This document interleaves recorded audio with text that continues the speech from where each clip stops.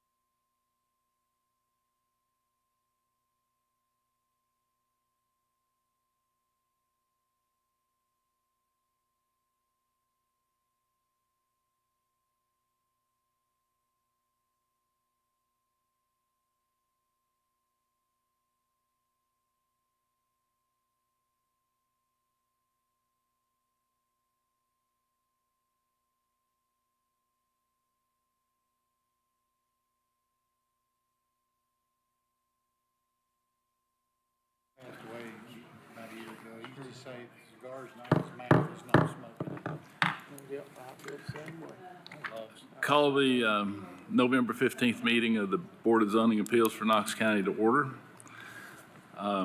Clerk, if you could call the roll, please. Mr. Brown? Here. Mr. Repass? Here. Mr. Lloyd? Here. Mr. Anderson? Mr. Elliott? Here. Ms. Garrett? Here. Ms. Longmire? Here. Mr. Huff? Here. If we could have the pledge of allegiance, Mr. Lloyd. Please repeat after me.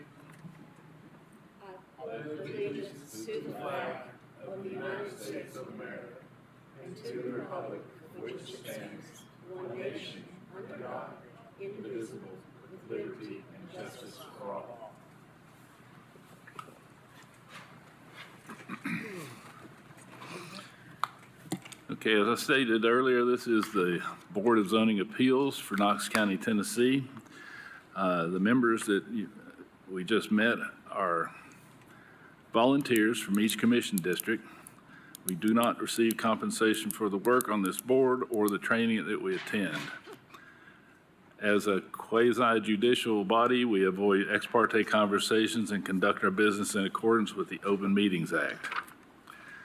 My name's Paul Huff. I'm the chairman of the board, and to my right is Mr. Curtis Brown, co-chairman.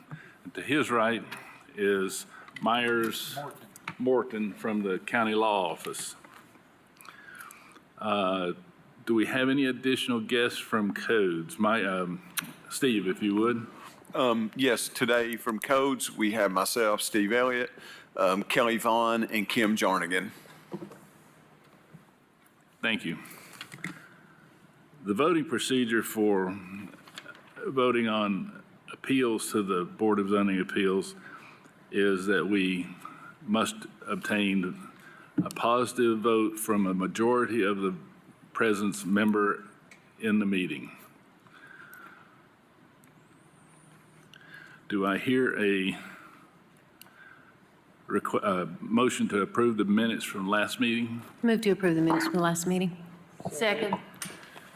Motion's been made and seconded. All those in favor say aye. Aye. All those opposed, no. Motion carries.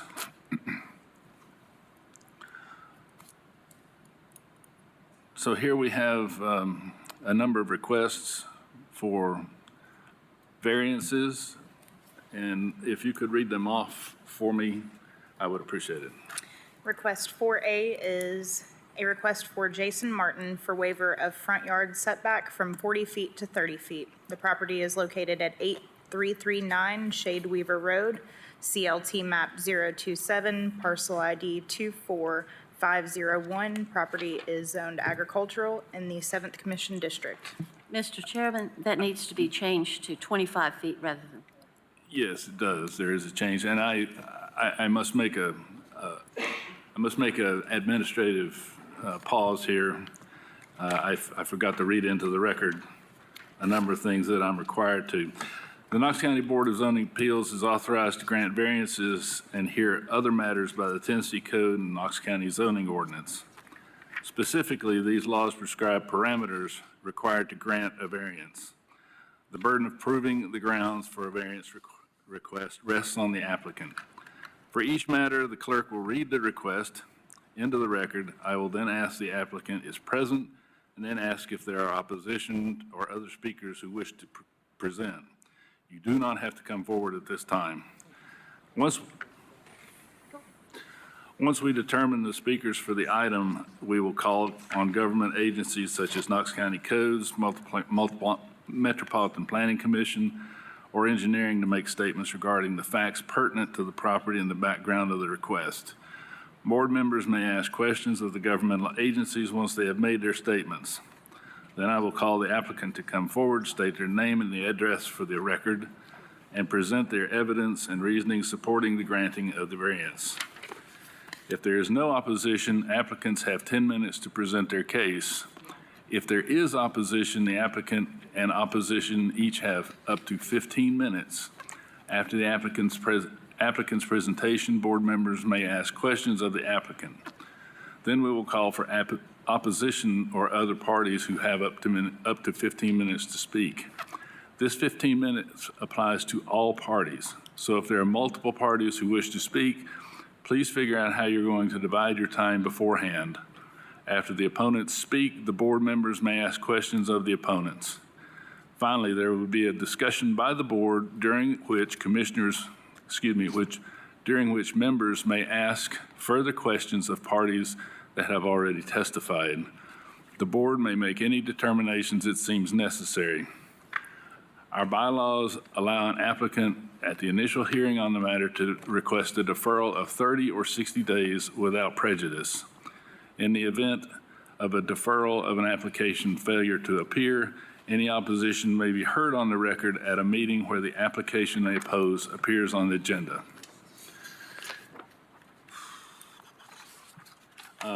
If you would read item 4A again, just so we know. Mr. Chairman, I'm sorry? Yes. We probably should all be sworn in Yes. before we Yes. proceed. Sorry. Mr. Myers, can you swear in anyone who wishes to speak? Please stand and be sworn in. Anybody that's gonna be testifying before needs to raise your right hand. Do each of you swear to tell the whole truth and nothing but the truth so help you God? Are there any agenda changes that we haven't spoken of? Yes, Chairman. There will be a change to item 4A. The applicant is now requesting a front yard setback reduction from 40 feet to 25 feet. And Codes is requesting on item 4B, the side yard setback from 12. The applicant's requesting 12 to 8 foot 8 inches. We feel as though that's too close and too specific, so we would like to change that to 12 feet to 8 feet. Okay. Any other changes? No, sir. Okay, now. Yes, now you can read that in. 4A is a request of Jason Martin for waiver of front yard setback from 40 feet to 25 feet. The property is located at 8339 Shade Weaver Road, CLT map 027, parcel ID 24501. Property is zoned agricultural in the 7th Commission District. Is the applicant present? Please come to the microphone. State your name and address for the record, please. Turn it on, yeah. Good one. Jason Martin, 8339 Shade Weaver, Knoxville, Tennessee, 37938. Can you give us reasons why you believe you are entitled to an agenda and the reasons why we should grant that revision? Yeah, I was actually in y'all's meeting, and you guys hit you guys were exactly right on the back half of the property. It is steep, and there are several unmarked graveyards.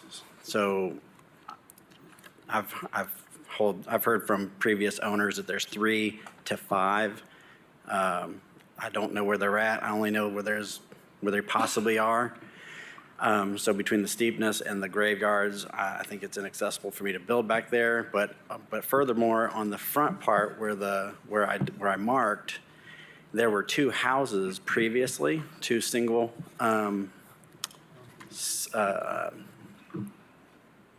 like a single wide trailers, and there are also already 2 septic tanks already put in on the property there.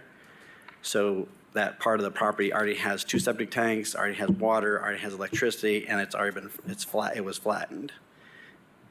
And so the benefit to using that front half of the property versus the back side of the property, there's no comparison. So do you consider this site to be an irregularly shaped lot? Yes, sir. You mentioned it has graveyards, unmarked graves, I assume? Yeah, one of the family members took me up there, and he knows that there's where one section he thinks is, because there's 2 holly bushes that were buried there, or that are planted, and you can clearly see 3 like sunken in areas. But then another family member says there's 2 children up there, and they don't know where they're at.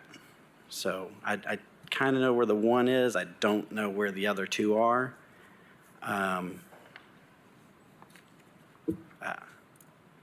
So one of the criteria for eligibility for a variance is an exceptional physical feature. Mr. Law Director, how would a grave site fit into that?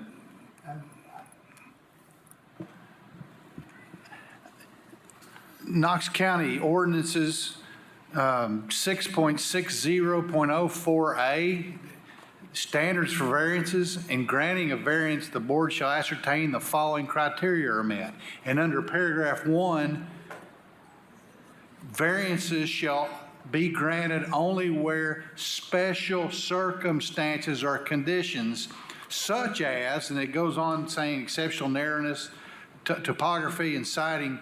I would suggest that this, the standard of variance, some grave sites would be those special circumstances or conditions that this board can consider. Also, under Tennessee Code 13709, powers of the Board of Appeals, refers to the same exceptional undue hardship. So it's the law director's advice that those grave plots would be those exceptional circumstances or conditions that this board can consider in deciding to do a variance for that. Very good, thank you. At this point, I need to pause the proceedings. We have some administrative work that must be done.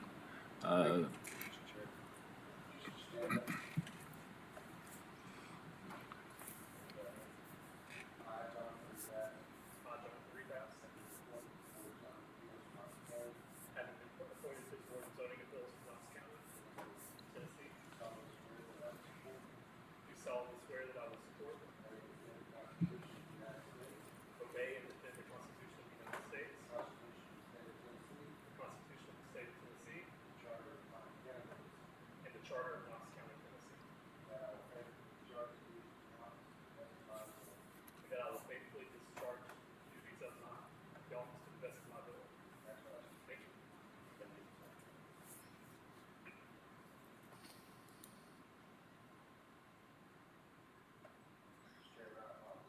No, please.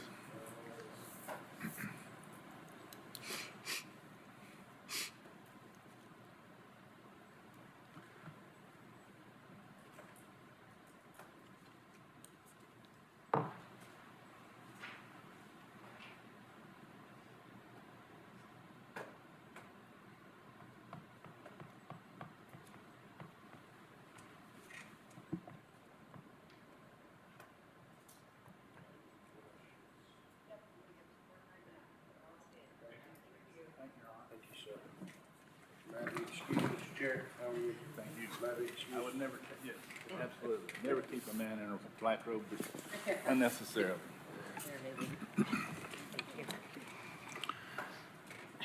Very well. Does the applicant have any additional information to share with us at this time? No, only that between, like, well, actually on that piece, you can actually see the two houses on that picture that's up there right now.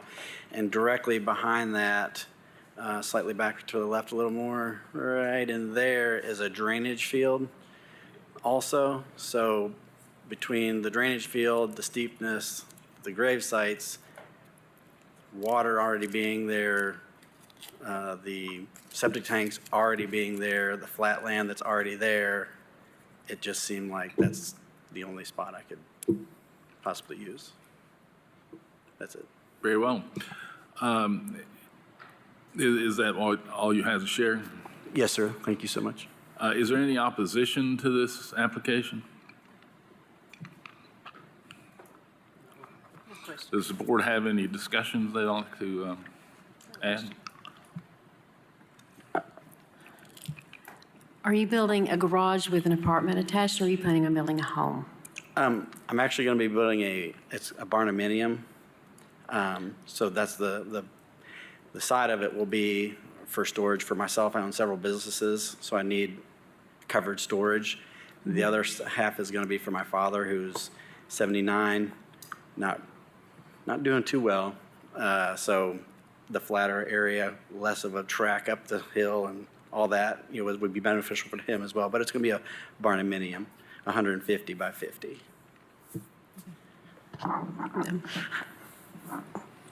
You said you were building this for storage for you and company. Are you going to have company vehicles up there, a lot of in and out of traffic?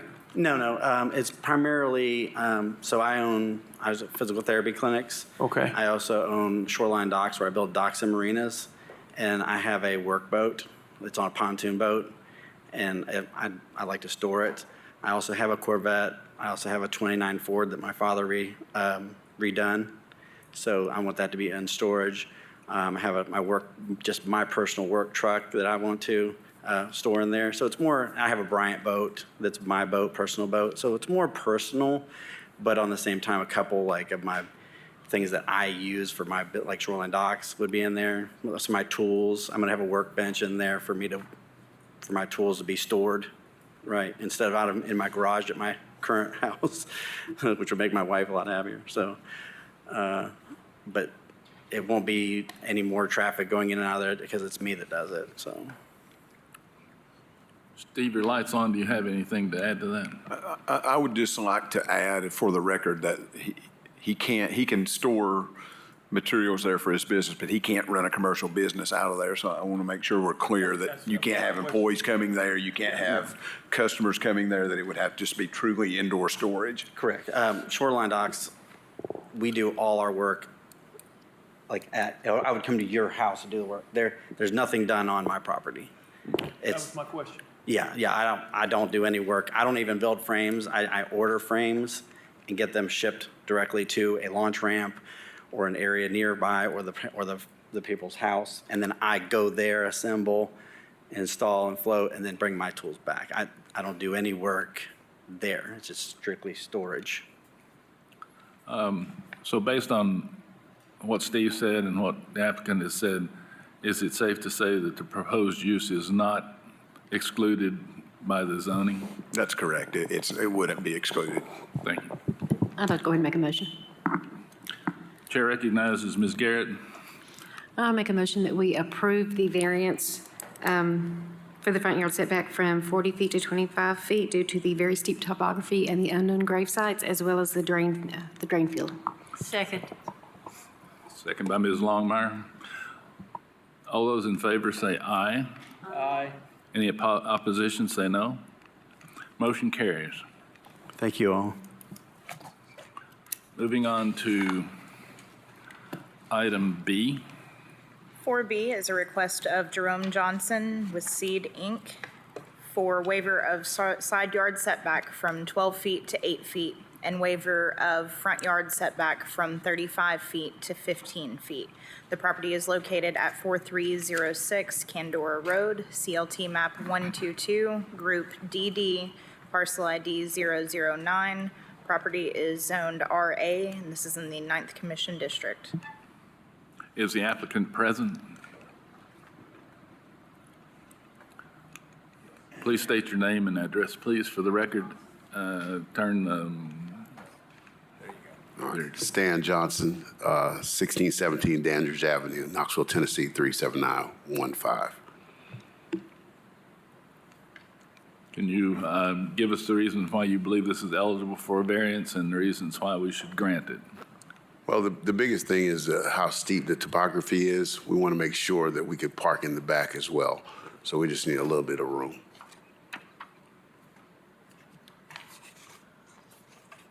Is that is that the limit of your eligibility criteria, steepness and the narrowness of the lot? Yes, sir.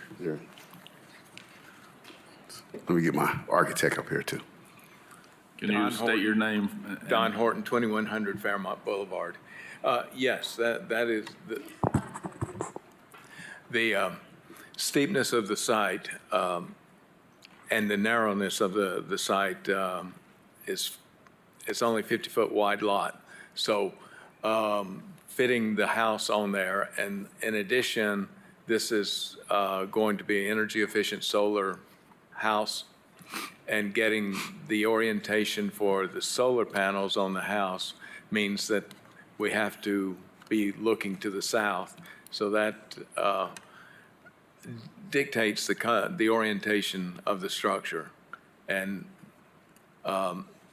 getting it in there and then enough driveway area to get past the house on the steepness of the site, and grading out for that requires more space than the 12-foot set. The 12-foot with 50 feet, our house is 22 feet wide. We have very little room to get a driveway and accommodate the slopes of getting that driveway to the rear. I drive by this property every time I go to the doctor's office over to the hospital, so I'm quite familiar with the area, and it is a very narrow lot. And I applaud you for the drawings that you gave. It clearly shows how, if you maintain all the setbacks, there's not much property left. So, is there any opposition to this? No.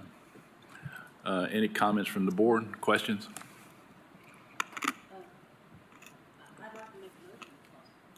Certainly. I'd like to make a motion. My motion is that we approve the waiver of a side yard setback 12 feet, from 12 feet to 8 feet, not the 8 inches, but 8 feet, on the west side of the property, and the waiver of the front yard setback from 35 feet to 15 feet to align it with the other homes on the street. It is a lot of record, so it is extremely narrow. The roadway is extremely busy, and this would be a safety feature added to that. I second it. Motion's been made and seconded. All those in favor say aye, please. Aye. Any opposition, say no. Motion carries. Thank you. On to 4C. 4C is a request of Danny Semmers for waiver of side yard setback from 10 feet to 8 feet The property is located at 8600 Hill Road, CLT map 19, parcel ID 015. Property is zoned agricultural in the 8th Commission District. Pardon me. Is the applicant present? You are the applicant. If you could state your name and address for the record, please. Danny Simmers, 6301 Brackett Road, Knoxville, Tennessee. If you could give us the reasons you believe that this is eligible for variance and the reasons why we should grant it. It's an existing garage that I'm converting into living space, and it's currently 8 feet from the property line. Or, yes, 8 feet, and the setback is 10 feet. I got a question for codes. Is this building, as it's currently being used, is it conforming with the setback requirements? It is. For an accessory structure, it would only be 8 feet. So the only issue now is the proposed use would cause it to be non-conforming. Is that correct? That's correct. The side setback for a dwelling is 10 feet. Whose district is this, Ms. Longmire? Okay, I am very familiar with Hill Road. It is an aptly named road. There are quite a few hills around there. The topography of the property is quite steep, and since the existing garage has existed for quite a while, 8 feet from the property line, there would be no problem for the neighbors. There's been no complaints about any problem. It would simply add to the owner's use of his property as it stands. So I would like to make a motion to approve the waiver of the side yard setback from 10 feet to 8 feet because the building already exists, because the topography is steep, there have been no complaints from the neighbors, and it allows the owner the most beneficial use of his property. Second. Yeah, I need to, I'm not sure what the right word is, but I need to delay voting to see if there's any opposition. No opposition. We spoke with the neighbor, and he was fine with it because it just really abuts his driveway. Mr. Chair, I did check, and as I said in my motion, there's been no. I just needed it on the record. Very well. A motion has been made by Ms. Longmire. Is there a second? Second by Ms. Garrett. All those in favor, please say aye. Aye. Those opposed? No. Motion carries. Thank you. Thank you. Last item of business on the agenda is a brief discussion about the meeting dates in October, November, December, and January. The people who support this board from an administrative level, codes, planning, and engineering, they struggle at the end of the year to get everything together because of the holidays and a variety of other reasons. So we need to consider moving some of the dates in October, November, December, and January. However, the dates that have been proposed might require, will require some input from the law director.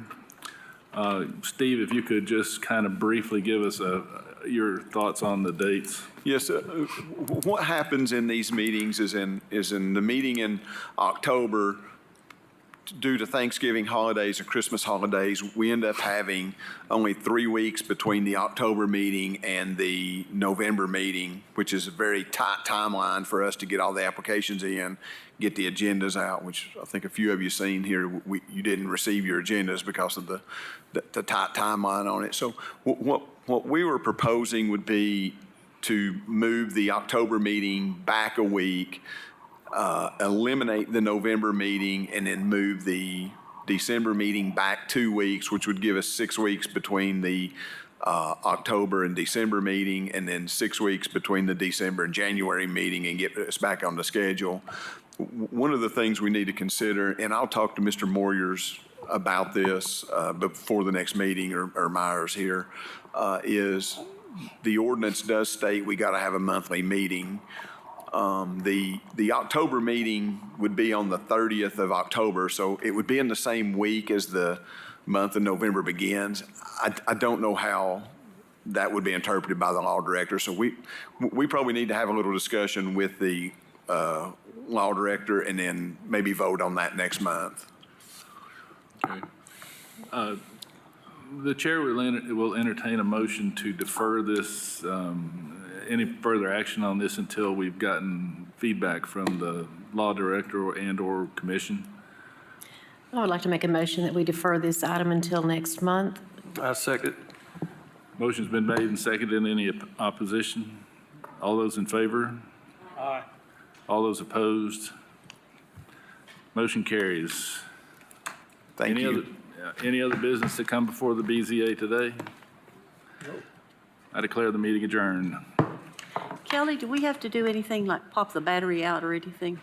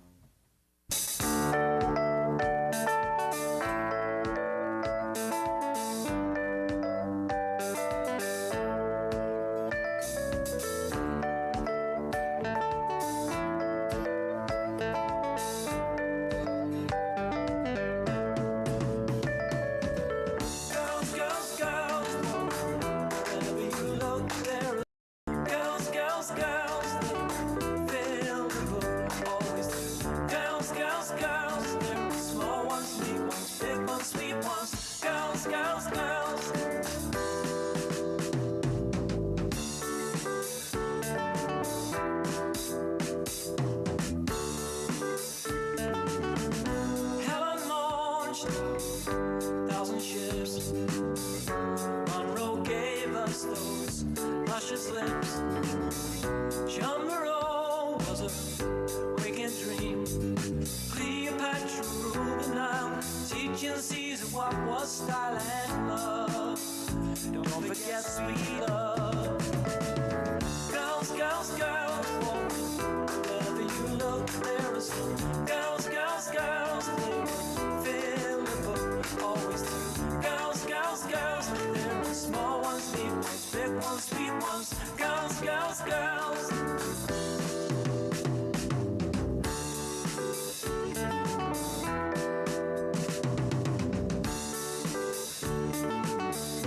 Heloise wrote the finest words.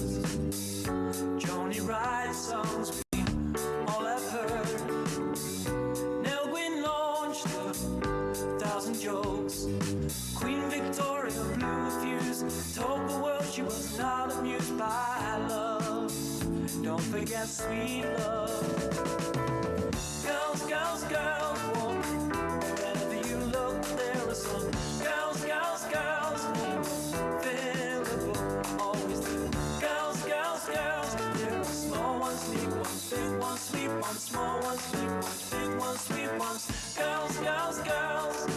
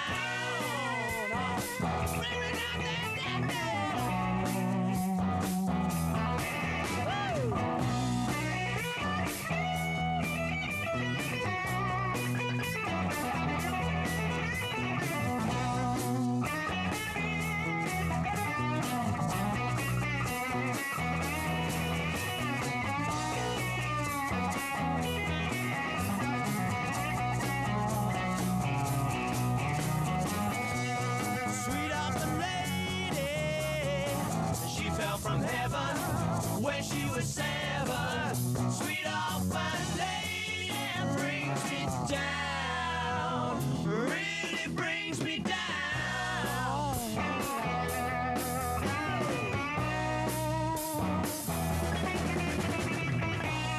Trucker she slayed,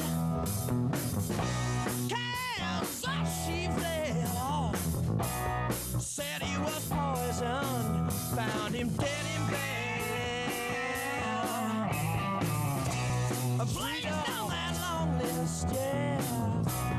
FBI files, wanted for murder, but then who killed this child?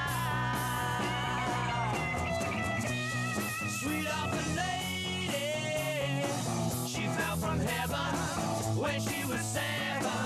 Sweet orphan lady brings me down, really brings me down. Oh, really down.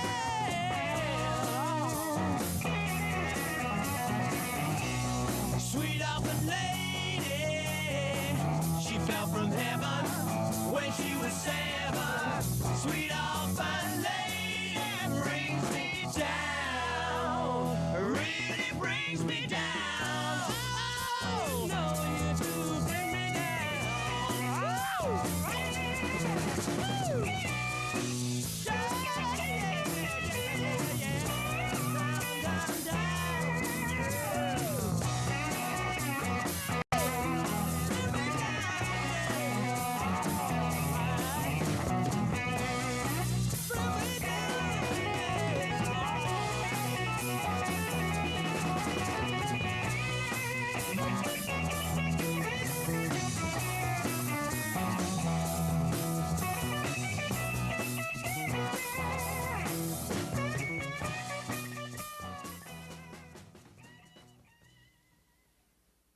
One, two. People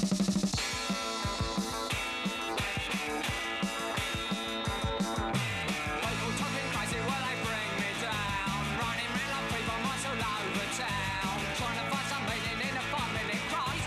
Chasing round in circles till the end of the day. Well, it's a silly, silly life when you're dropping on a car.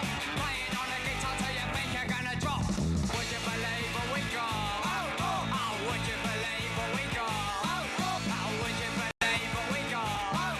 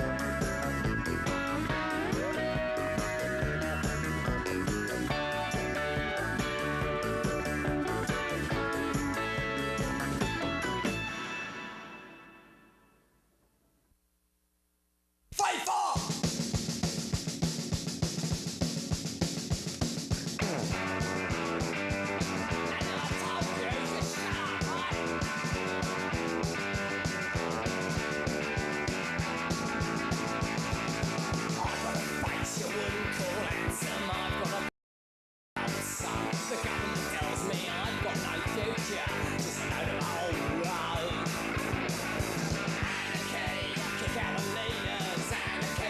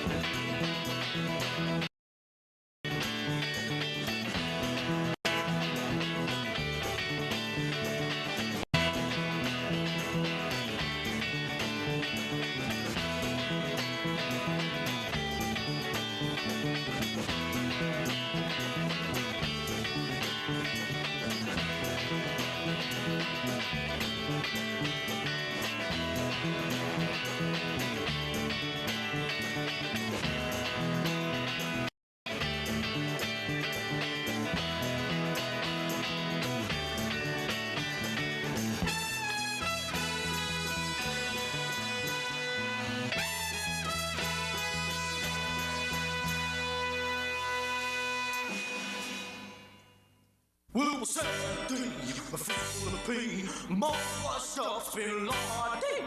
I feel more, brother, I don't know. My ghost is dancing in the band.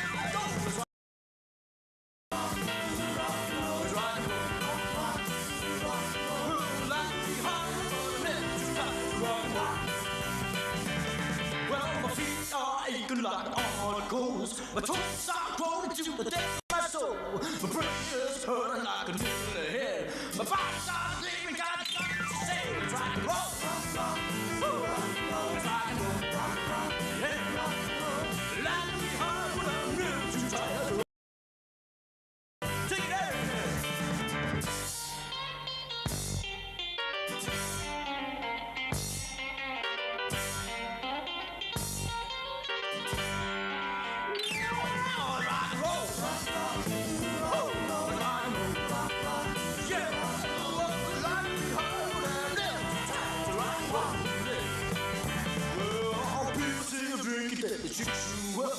I never find a beer that's as good as the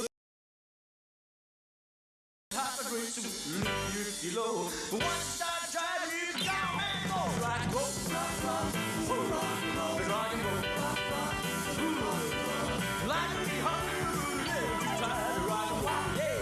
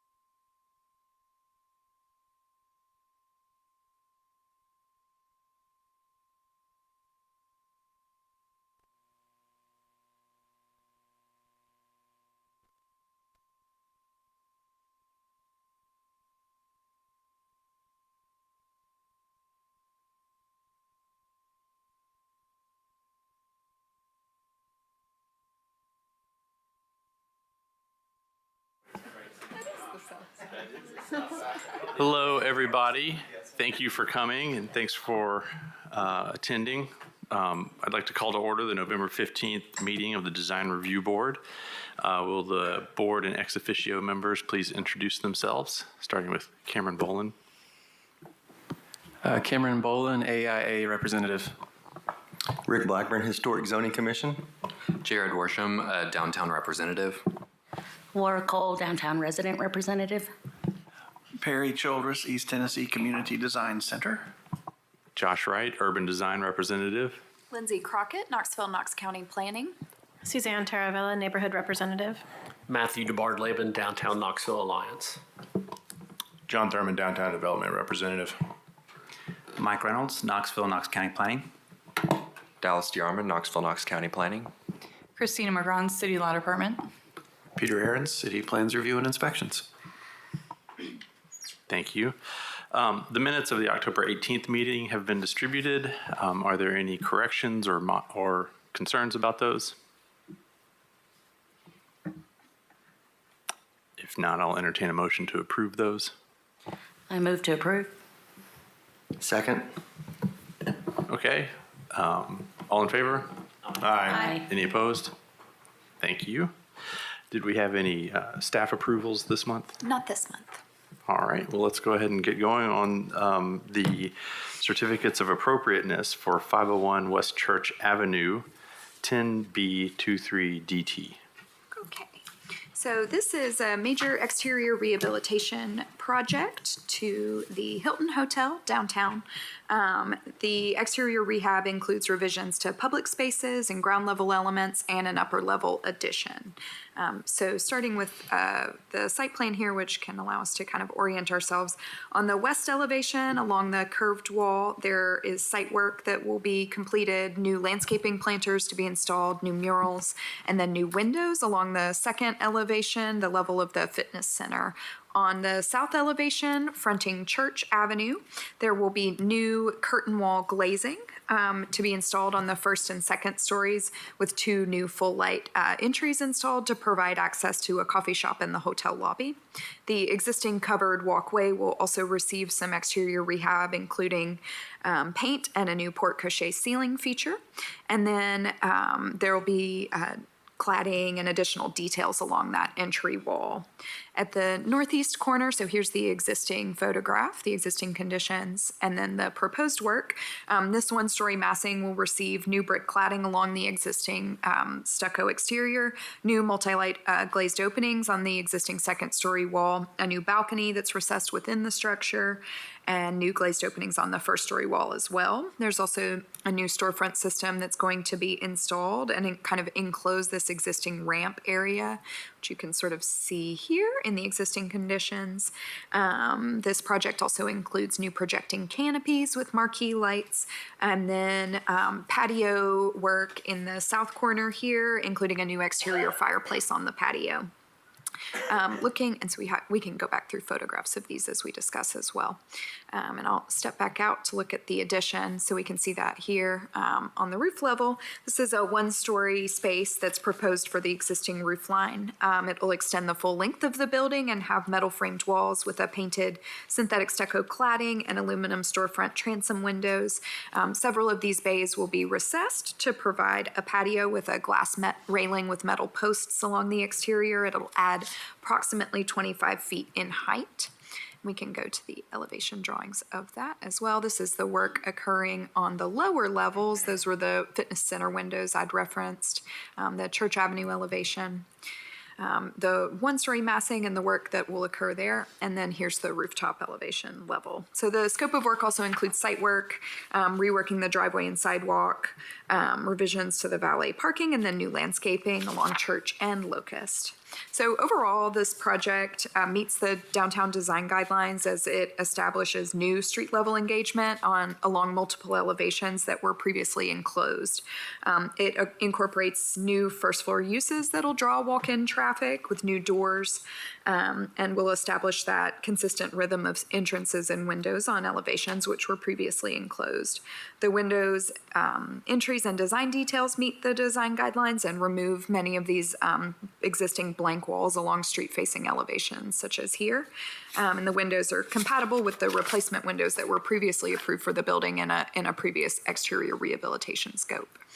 Looking at the rooftop addition, this is also compatible with the building and enhances the skyline of the block. In the words of the design guidelines, there's additional transparency and visual interest at that upper level. And the drawings note that the new signage will be submitted separately, so that's not involved in this package. So staff's recommending approval of 10B 23DT as submitted. Thank you for that, Thank you for that, Lindsay. Is the applicant here when they like to speak? Please state your name and address. Catherine Greer, 550 West Main Street. Sean Hackett. Hey, I'm going to recuse myself. Just our firm did this work, so I'm going to step out like I like to do. Okay. I'm going to recuse myself as well, but not step out. Okay. Is there anything you'd like to add to Lindsay's description? No, Lindsay was very thorough. We're open to any questions or concerns you may have. Okay, thank you. I think it looks great, but I'd like to open it up to the rest of the board, of course.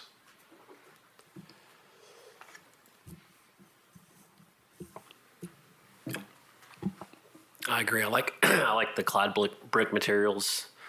I think that the window mullions are interesting. It gives it almost an industrial touch. I like it. We had one comment at the design center on the this pull-out parking on Church significantly reduces the sidewalk width.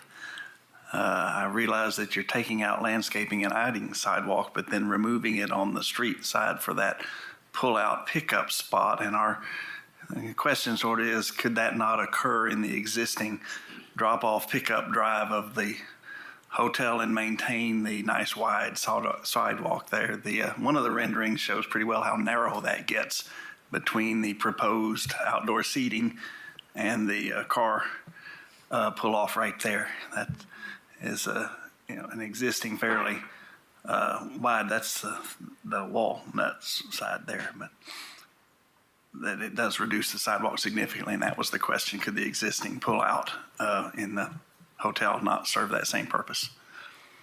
Yeah, so if you go, Lindsay, if you can go to the rendering showing the tower, the porte cochere entrance, yeah, that.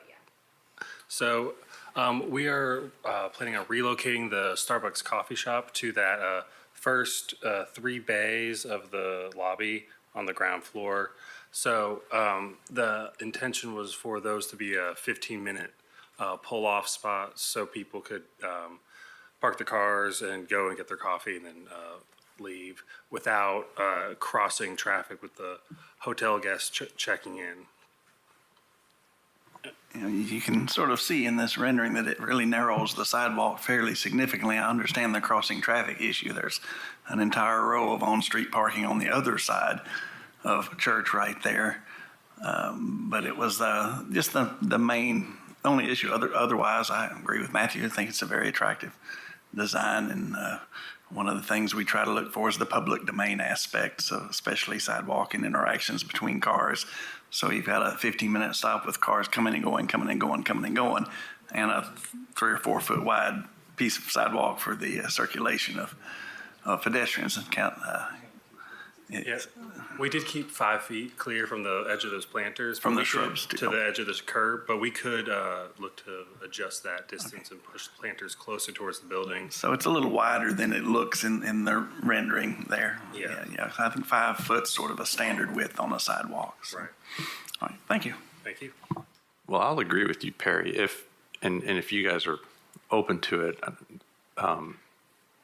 I would put that as an optional condition. If you guys wanted to make that sidewalk wider, I think that's always a better thing.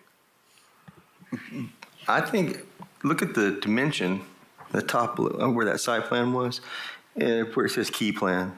And it's dimensioned at 11 feet, that area where the flagpoles are on the far left, bottom left corner. That's 11 feet. It looks almost the same width as the sidewalk. What you don't see on this drawing is the area that's taken up by the outdoor seating. No, it's not. I'm sorry, Greg, what? The outdoor seating's not indicated on the site plan. Okay. And so you don't see where it's reduced by the planters. I'm with you.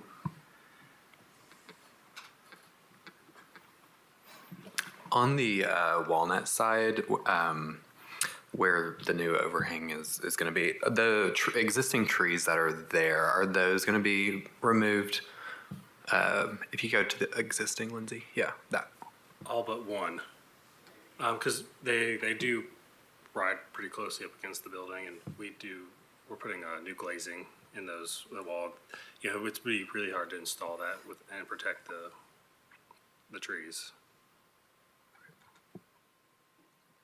But we do have a landscape architect that's following the street count requirements, and we have been looking at that as a potential item that would appear as a comment. The new entrances, as Sean had mentioned, we will have to remove 2 of the trees, the existing trees along that side.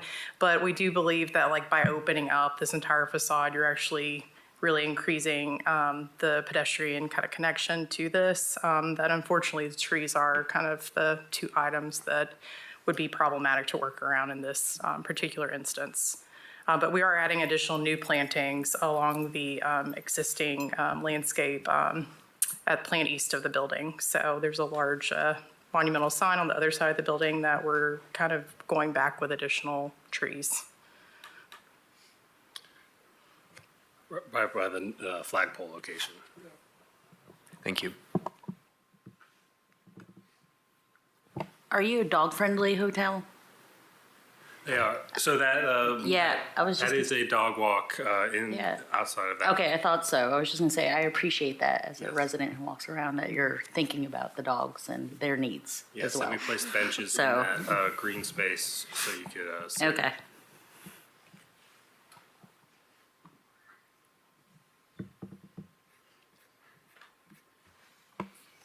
Any more questions? If not, I'll entertain a motion for approval or. I'd like to make a motion to approve and add that if they do want to widen the sidewalk, that they could do that. I will second. All right, we have a motion and a second. All in favor? Aye. Aye. Any opposed? Thank you.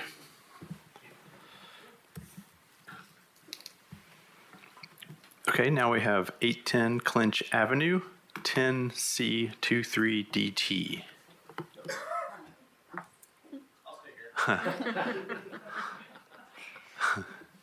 Lindsay, you want to go ahead? Thank you. This is a fun one. This is exterior rehabilitation and a new addition to the Sun Sphere. So you can see that. Like I've never been here. This is exterior rehab and a new addition to the Sun Sphere. And you can see the overall scope of the work here, and I'm going to jump to this plan, which I think conveys it. So there's a new entry canopy that will extend over the 3rd level entry stairs with a steel structure and a transparent roof system that will extend to the northeast away from the Sun Sphere's base.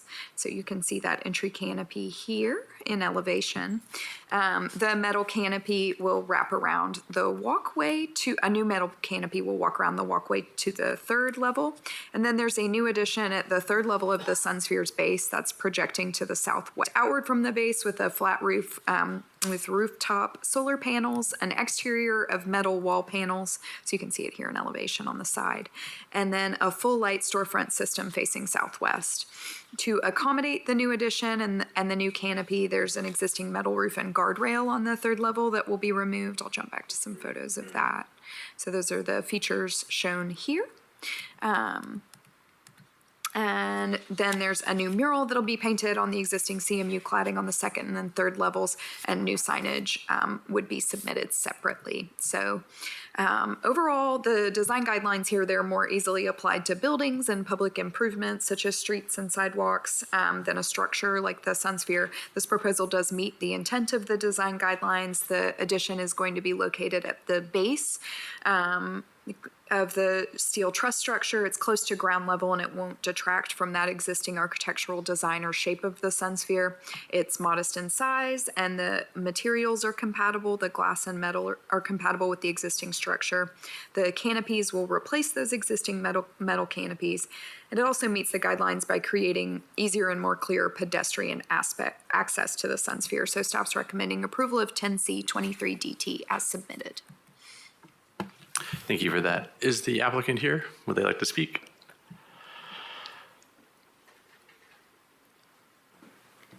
Hi, Catherine Greer with 550 West Main Street. Emmanuel Huber-Feely. And we are open to taking any questions or any discussions. Does anybody have anything to say or question?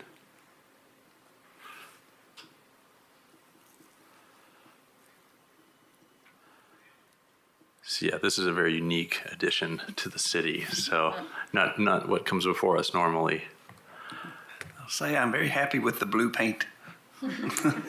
It took a long time to pick that blue. Of course, remembering when it was built, but and with that, I would, if there's no further discussion, I would move to accept per staff recommendation as submitted. Second. Okay, we have a motion and a second. All in favor? Aye. Any opposed? Thank you. Thank you.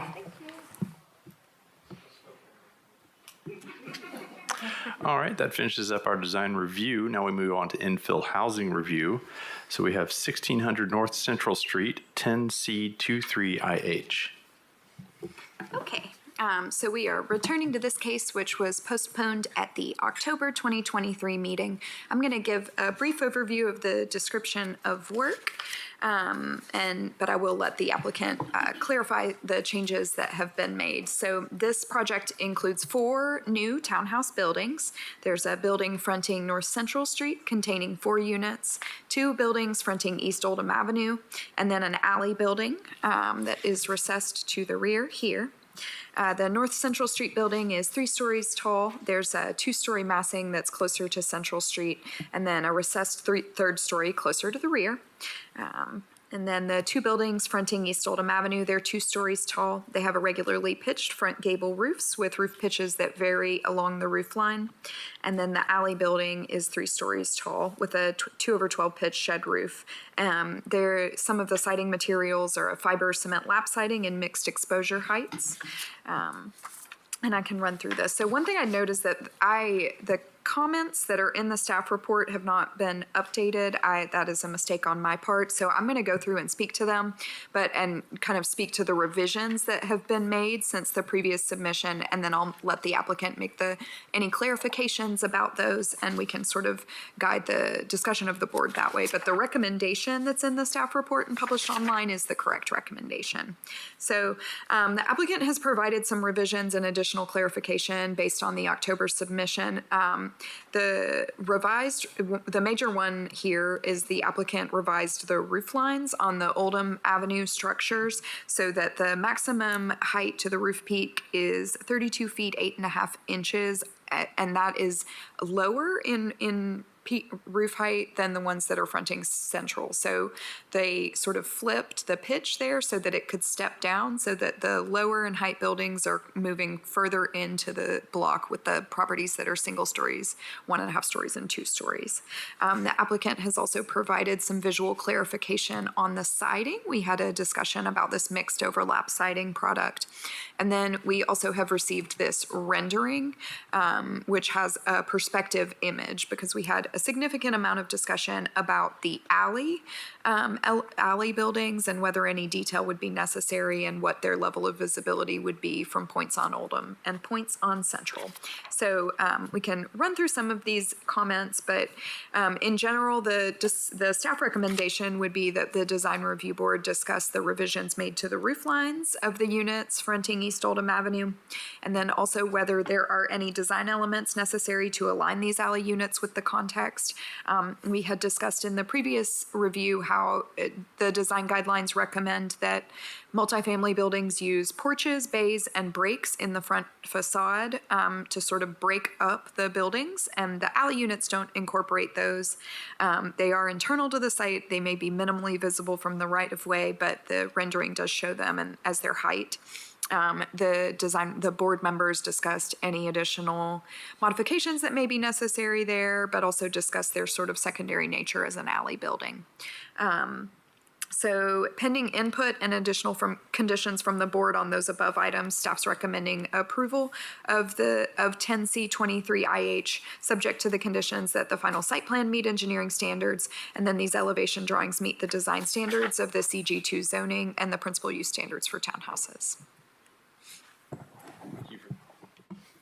Thank you for that, Lindsay. Is the applicant here? Would they like to speak?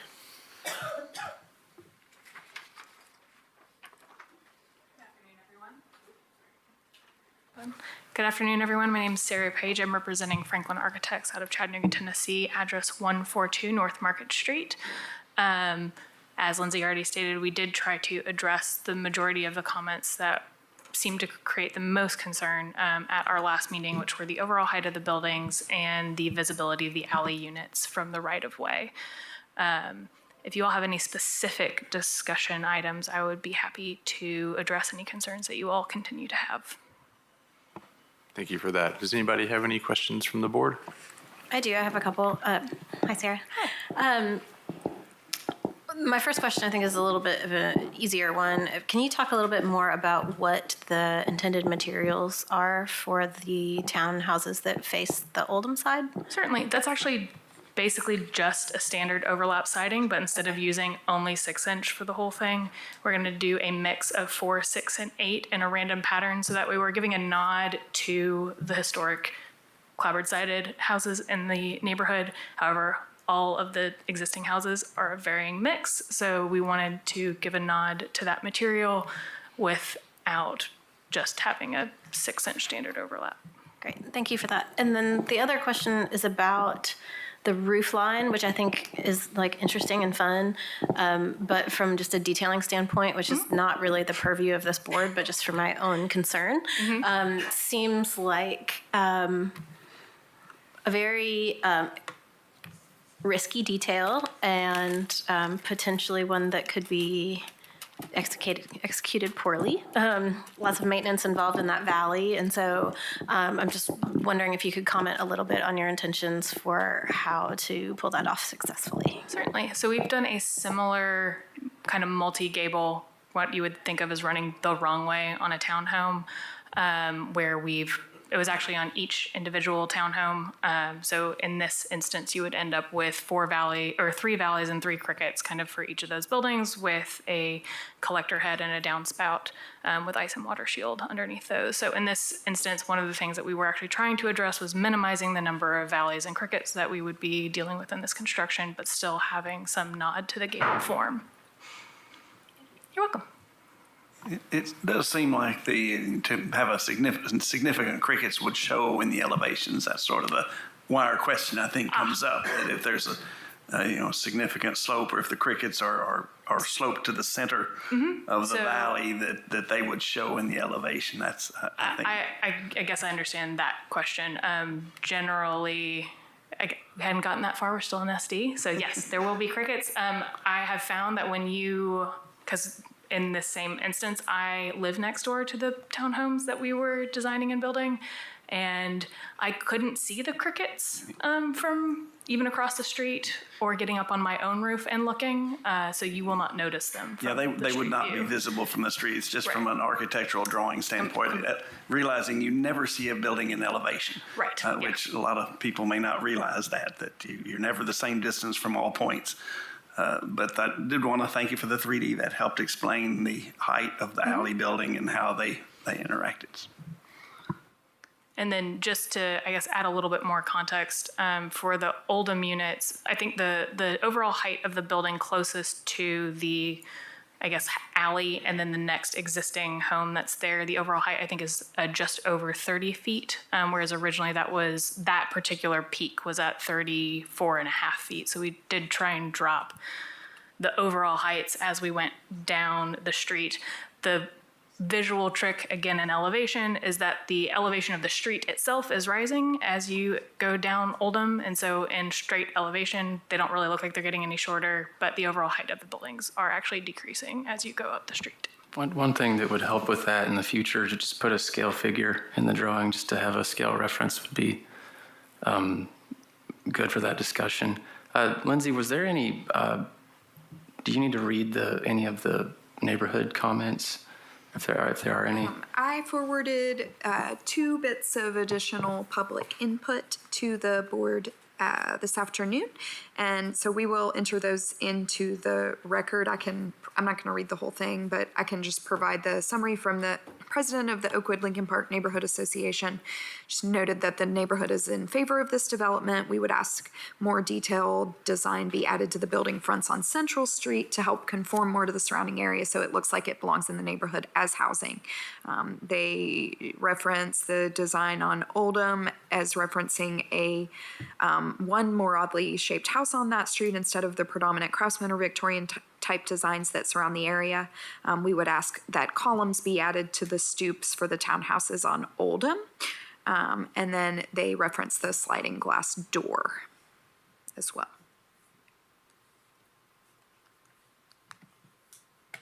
Lindsay, for clarity, can you bring us up to speed on if there are any historic overlays or anything for this particular parcel as far as requirements for design go? Well, so this property has the infill housing overlay. There's no additional historic related design review to the property. I will flag that the historic Queen Anne house that's here is going to remain. So there is sort of an element of preservation to this project, but the applicable design guidelines here are the infill housing guidelines. Does that answer your question? Yes, perfect. Okay. Thank you.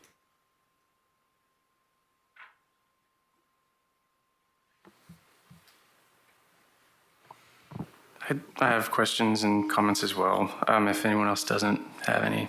Like I said in the last meeting, I want to see the project succeed, just like someone else said today, but I have concerns and comments as well still from the last time, and honestly would like to go ahead and move into a motion, but break it into given that there's 3 distinct three distinct structures on this site, I'd like to break the motion into 2, along with conditions.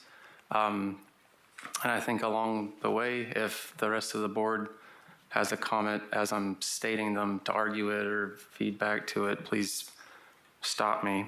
Real quick, just on behalf of my client, if I could get a general direction of the things that you would Absolutely. like to apply to the project before we just start adding a list of things that they will be required to integrate into their project. So you'd like me to speak to what the issues are first before saying the conditions? Yes. Okay. First, with overall, all 3 structures, the materials, you show the siding, but we also show fiber cement paneling. In my opinion, they're not contextual and will not age well. They are not durable for in the way that they're detailed or executed. They generally require caulk or battens to cover the seams. This would actually be a reveal panel. Unless you tell me otherwise. That's the part I was trying to get to. Unless you can tell me otherwise.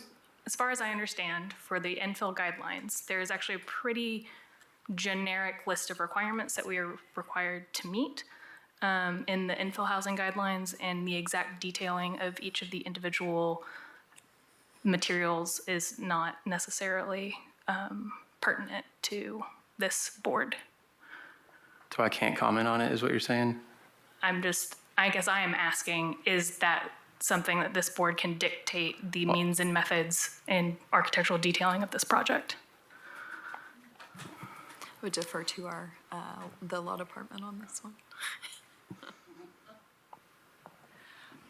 As far as this project goes and the staff recommendations, I think those types of things are relevant in terms of contextualizing projects within the neighborhood and the context in which they're located.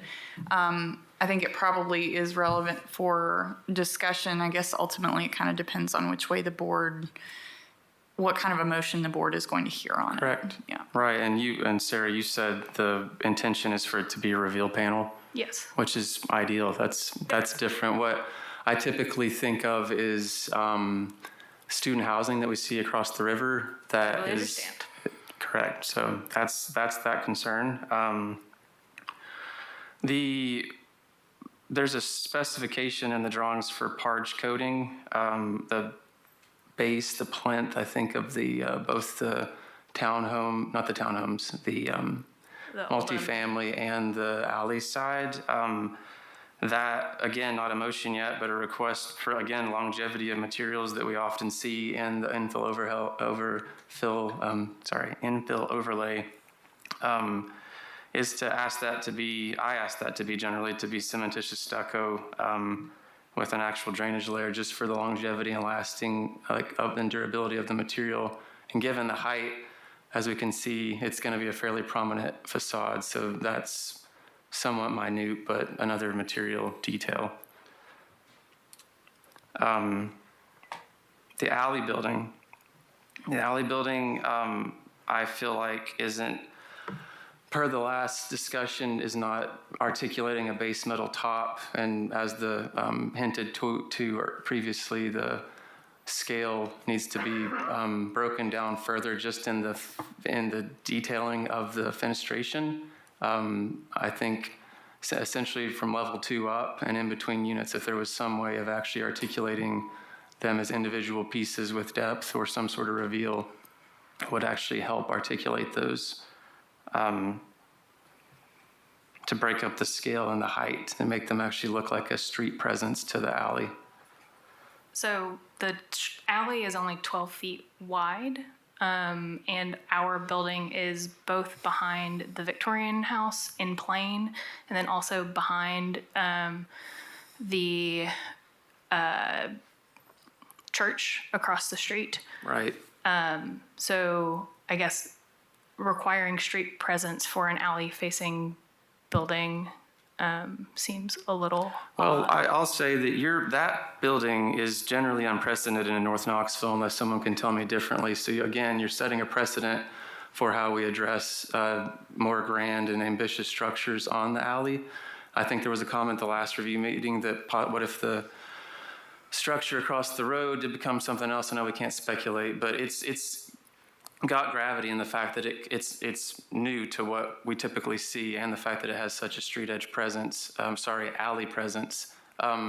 Okay, well, at the very least, the facade is just not articulated and thoughtful. It honestly seems like an afterthought, in my opinion, on the backside.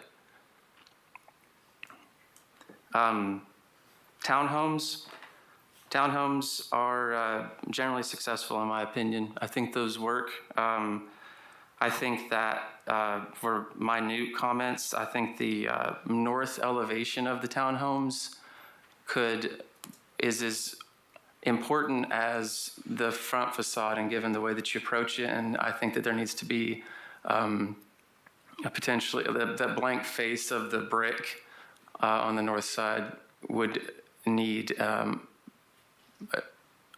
additional fenestration to not have such a blank face. And on the south side, that being the side, it also is the street face of that project, and it's fairly well articulated and nice. I think failure in it is the stair step of the brick as it leads to the plinth or the patio. I think that would be better as not brick veneer with under the piece under the guardrail, and actually maybe mimic your Core-10 or your Parge Coat to basically break that massing so that it doesn't seem so odd as it transitions up that spot. And finally, the Oldham units. There's a question, what's the depth of the front porches? I know they're angled, of course, but what's the seatable depth? I guess the part behind the planters. So at the narrowest spot, it is 2 feet, and at the deepest spot, it is 5 feet. Okay. So it's more of a hangout porch, or hoping that you can create an indoor-outdoor feel from your living room. Okay. And if you straighten that wall, would you, to give more depth to that front porch, would you gain a lot of usable space on the interior, or lose a lot of usable space? You would basically lose your ability to have a living area, or you would sacrifice your dining room and then have an eat-in area. I guess, again, if we're getting into the floor plan, that seems a little outside the purview. It's not. I'm actually speaking specifically to the front porch. We often talk about infill housing, about useful front porches, and in contextuality to the other projects or houses on that street and in the neighborhood. I think it would benefit from the angle being removed to be able to have an actual usable front porch. The alternate would be to only have a stoop, and we thought that it was best to have a front porch that you could hang out on, have planters or a bench or a couple of small chairs so that you can engage with your neighbors as opposed to just a stoop entry. And that's what I'm hoping to see, is engagement with the street front and the neighbors. So that's the... So the option is either what we have shown or a stoop. Those are the only things that will fit within the floor plate. I would interject, Cameron, I think their intent here, and this brings us back to the sliding glass doors, is that this stoop is part of the living room. Yes. And Indoor, it's intended outdoor. to be, Yeah, the like two she's saying. spaces are intended to be used together, such that you are on your porch in your living room and would be closed off, in inclement weather from the times that you wouldn't, but then when you would be sitting on your porch, you'd have that sliding glass door open, and it would be a usable, much deeper space that would include interior as well. It's sort of the old indoor-outdoor, as you had referenced, that was very popular in the mid-century houses that you would see more of anyway. With that, I see one of the things Cameron's referring to is we're often very adamant about usable front porches and that they have a depth, but they also are porches that are outside of solid walls with windows and not a transparent wall that opens up like you're proposing here. So I think that may be just a difference in how you look at how a porch is used. Understood. I appreciate that, Perry. I think there's just some slight, last two comments, and then we can talk from that. I think on that Oldham elevation, there's just some near misses on the pure elevation. The upper and lower fenestrations just barely don't align. I know that you've made a concerted effort to have like a staccato random pattern in other places, but just as you continue, make sure that the detailing, it's hard to see from this distance, but if you zoom in, just make sure that those, I'm understanding that Oldham facade is the more restrained portion of this design, and just to make sure that those actually do have alignments would be important to maintain that. Finally, my opinion, again, the rest of the board can speak, is given the other nuances with the angled front entry, the varying heights of the siding, no articulation of the window units, that the north and south elevations should have revised roof lines to have consistent slopes per gable, but can and should have varying gable pitches across the 4 units. Does that make sense? It does. I guess then my concern becomes our intent was to kind of have everything below the bearing height be the same and then play with the plane above that. Whereas if you just have, say, a 12 by 12 and then an 10 by 12 and then an 8 by 12 and a 6 by 12, it feels, I guess, almost less intentional because everything below the bearing line is so rigid. To have symmetrical triangles above that are just stepping as you go would be more odd. And again, that's a subjective thing. That's just a design idea. So. Mm-hmm.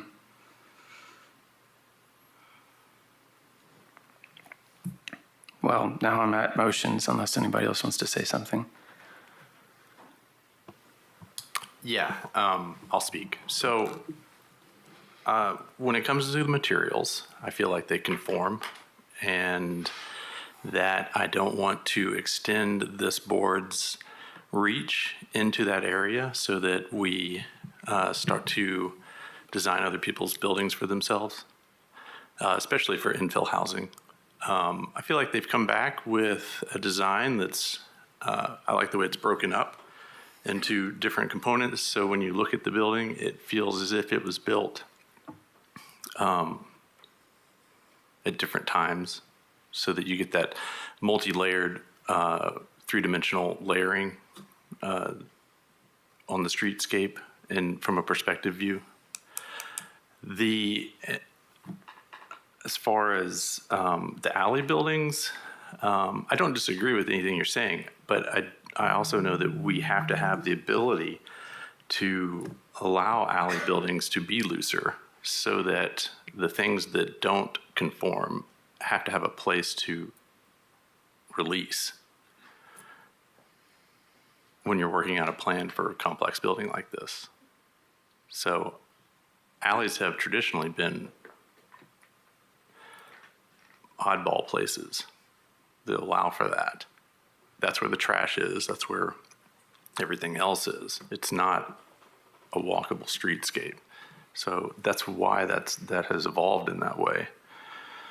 As far as the roof pitches, they're not my favorite thing, but again, I'm not willing to control that design because I know that when mid-mod buildings came out, people protested those as well, and now we preserve them.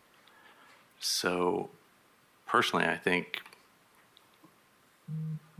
this is okay to move forward as presented.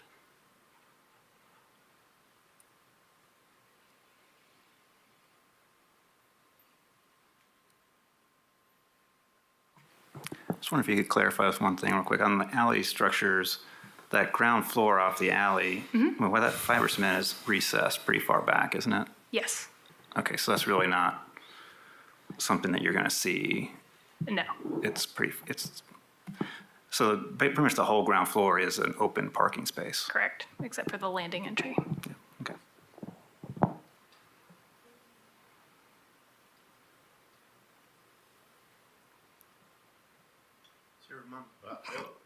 Remind me what the materials are on the central building. That's brick, right? Yes. Okay. Yeah, and there's a lot of historic red brick in that general part of town, and that's where we're heading, is to go to a red brick that kind of speaks to some of those historic manufacturing buildings that are along there, where Wild Love and Mid-Mod, in fact, are, as well as the church next door. Yeah, I thought I remembered that from last meeting. I couldn't find it.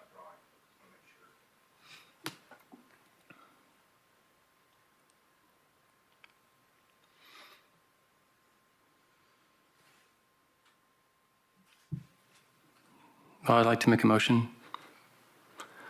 Again, in two parts. I'd like to motion to approve the townhomes. They're all townhouses. The townhomes on Central Street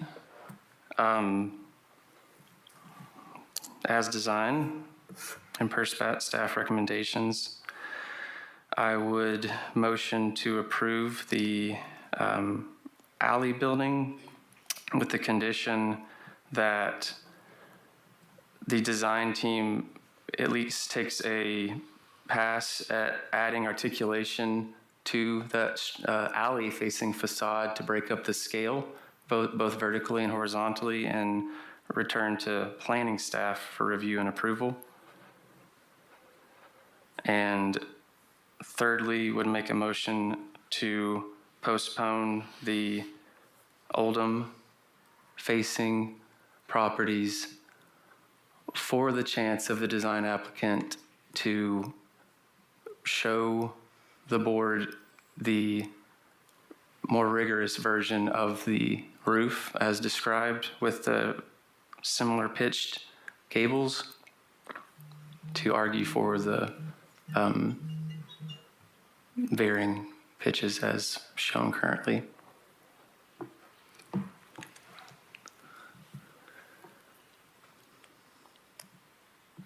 I'm not sure I understand what you mean in that last sentence. When you say as described, do you mean as you described it? As I described it previously, that they would have consistent pitches per gable form, but could have varying pitches throughout the 4 forms. Yeah, I'm just not comfortable with that personally, because I'm not saying that your design concept is incorrect. I just don't think it's our place to have them come back with design modifications in that way. If this conforms to what is required, that has been approved as the guidelines, then we need to conform to that, not our own idea there. So I can provide a clarification on the relevant design guidelines here and say that the board is charged with the interpretation of these design guidelines. So the relevant guidelines are new roofs should be designed to have a similar pitch to original housing on the block. And then more complex roofs, such as hipped roofs and dormers, should be part of new housing designs when such forms were historically used on the block.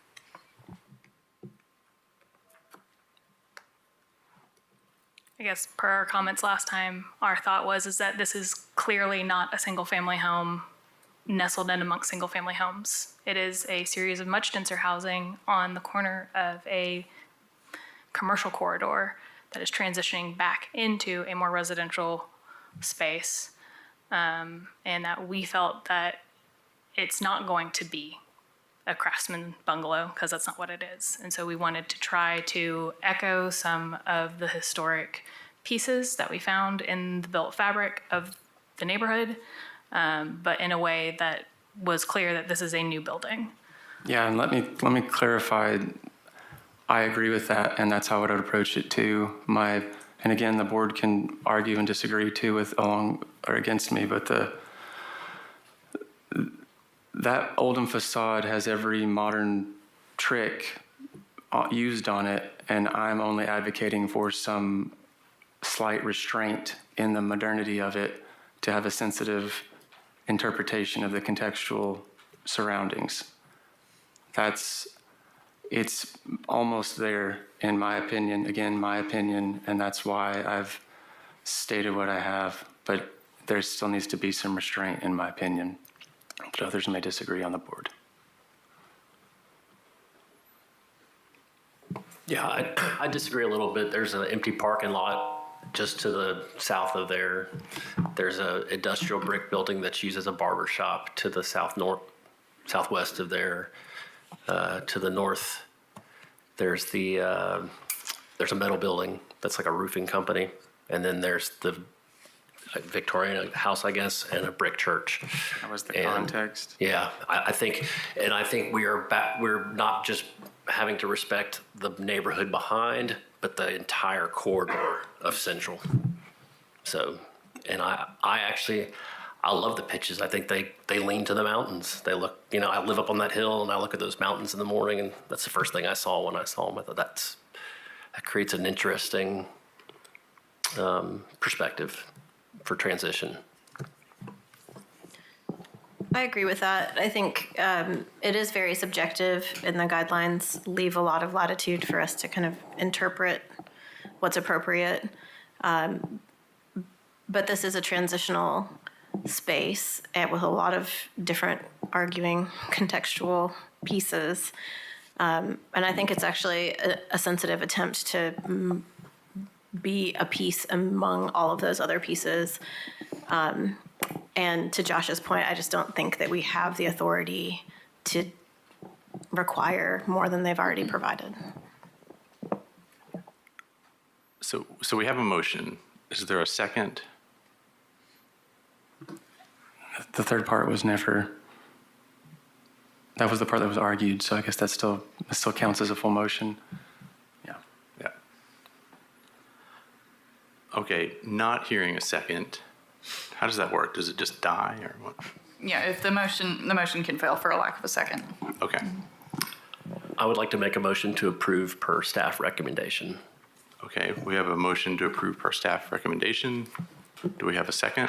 I'll second. We have a motion and a second. Is there any more discussion? I'd like to make comment. I'm going to support that. I agree with your comments.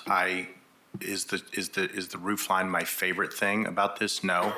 But is it overextending a little bit? I think potentially. So I want to support it. But also I think the alley building, like we've talked about, is an alley. And so if that building was fronting, Central or Oldham, I wouldn't support it. Just I think it needs a little more definition, but it is in an alley. So given what it is, I think per the comments, I'm comfortable with the revisions. My thing was mainly about height at the last meeting, and I think they came back and addressed some of that, so. Okay, we have a motion and a second. All in favor? Aye. Any opposed? Thank you. Motion passes. Thank you all for your patience and interested debate. Thank you. Okay, we have 1706 Ohio Avenue, 1708 Ohio Avenue, and 1710 Ohio Avenue, all together with the same applicant. That's 11A23IH, 11B23IH, and 11C23IH. Yes, and so as Josh clarified here, these are 3 applications, but the elevations provided for the initial application, and I know the applicant has some revisions here, but I'm going to review the scope of work for these ones and the findings for these ones as we've done before, but they will require 3 votes. So I can put those staff recommendations on the board for you guys as we discuss, but I'm just going to go through the scope of work one time. This is a new primary residence that's fronting Ohio Avenue. It's a 1-story front gable roof residence. It's approximately 50 feet wide. 24 feet wide by 50 feet long. And it's proposed to be initially was proposed to be set approximately 23 feet from the front property line. The house is proposed to rest on a 12-inch tall cement washed stucco foundation with a 7/12 front gable roof. Those are notes that are drawn on the elevation drawings. And then the house will be clad in vinyl siding with a vinyl shake siding on the front gable roof. The parking is proposed to be a 300 square feet concrete parking area at the rear of the house and accessed via the alley.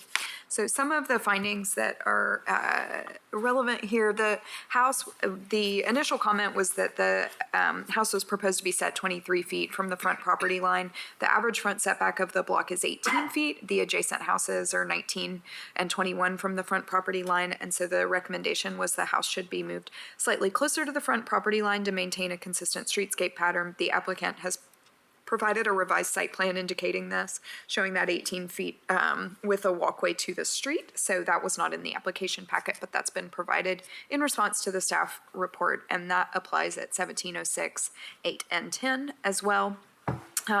This block to receive the new construction is relatively vacant. I can pull that up on KGIS. There is a couple of modified craftsman bungalows, 1 shotgun house, and then a church building. So in general, this 1-story 3-bay building is proportional to the dimensions of the lot, and the side yards setbacks are consistent with the block. It will create sort of a consistent pattern, having 3 adjacent houses. The parking meets the infill guidelines. The parking pad is accessed from the alley located to the rear of the house. Final revisions to the site plan may be necessary to meet city engineering standards. The 3-bay facade is similar to the context. Drawings do indicate a 12-inch foundation, which is generally compatible with the context. The house has an 8 feet deep front porch that's recessed under that primary roof line. The drawings indicate a 6x6 square columns. The revised roof porch as a 7/12 pitch is appropriate within the infill housing guidelines. The main finding here is that and then there's one elevation shown on that left side elevation. So the staff recommendation would be to incorporate one additional window to maintain those proportions of solid to void. The houses proposed to be identical to the houses at 1708 and 1710 Ohio Avenue. So the staff recommendation would be revisions should be made to the plans to introduce some differentiation in design among those 3 houses. Some of these options could include revised roof lines, porch design and placement, and then the overall house massings. And so I know that applicant, you brought some of those things here. I don't think we necessarily need to get into those because the staff recommendation would be that the revisions be made to differentiate. So approval of 11A, and this is going to be a similar motion for all 3, and we can go back to them. But for 11A, which is 1706 Ohio Avenue, approval subject to the conditions that the final site plan meets city engineering standards, the house be moved closer to the front property line to align with the pattern of the block, one window be added to the left elevation, and then revisions be made to differentiate from the adjacent new houses at 1708 and 10 Ohio Avenue with approval by staff. Thank you, Lindsay. Is the applicant here? Would they like to speak?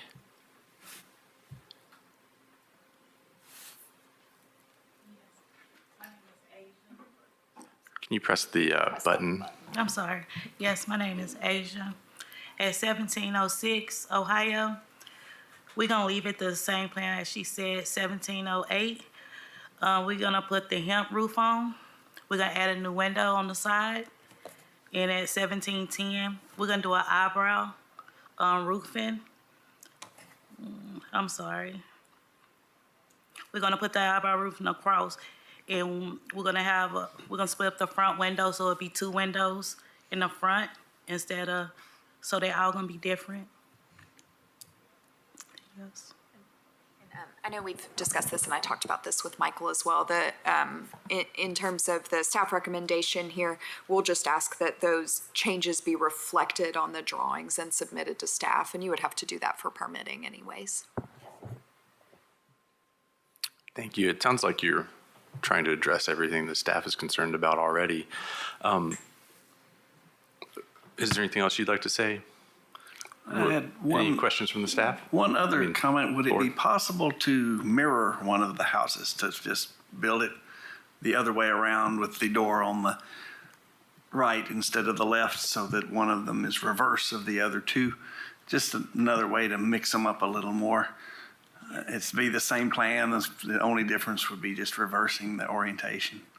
I think with that and the changes you've mentioned should differentiate them sufficiently.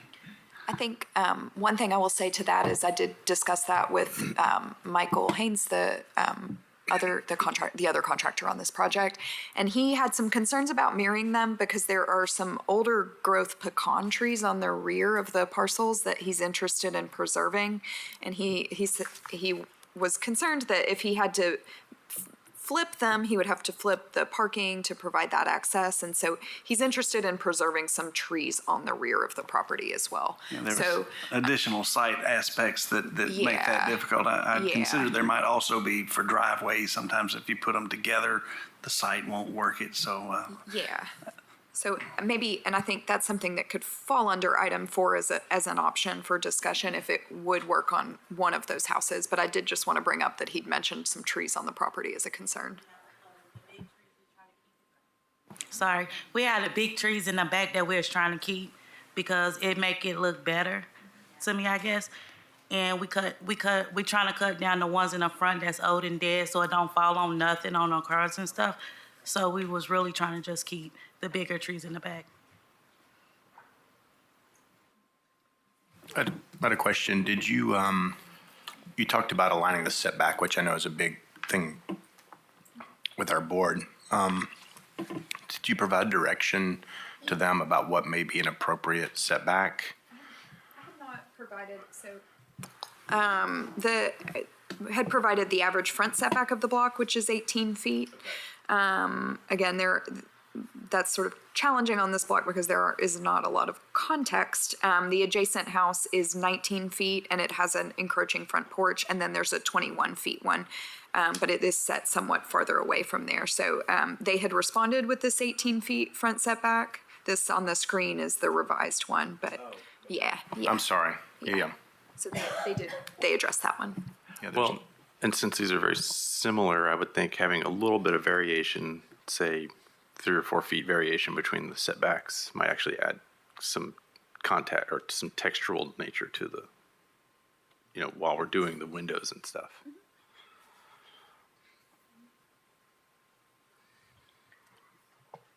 What number are we on? 1706? Yes. Motion to approve based on staff comments for 1706 Ohio Avenue. Second. Okay, we have a motion and a second. All in favor? Aye. Any opposed? Motion passes.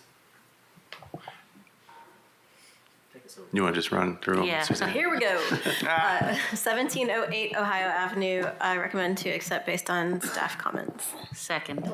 We have a motion and a second. All in favor? Aye. Any opposed? This motion passes.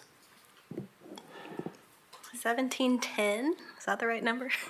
Ohio Avenue, motion to approve based on staff comments. Second. We have a motion and a second. All in favor? Aye. Any opposed? Motion passes. Thank you. Thanks. And I'll follow up with you and Michael via email and phone too. Okay.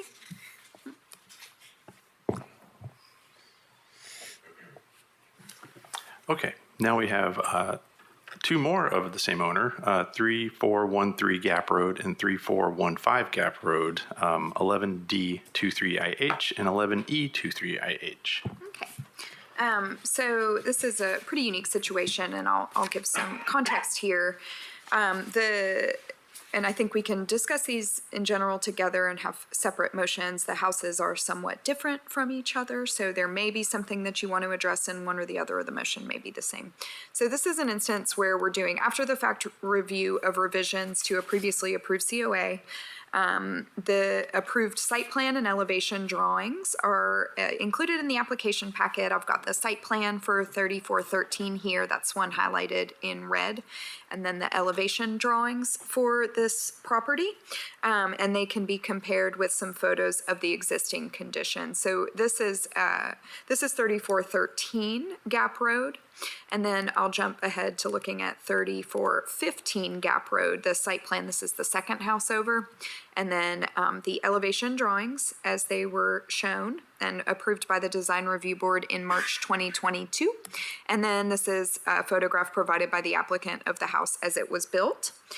So there are a significant amount of variations from the previous approvals in 2022, and then I'll talk about the context of the block here. So some of the variations from the drawing, in this one, the driveway is located on the right side of the house instead of the left.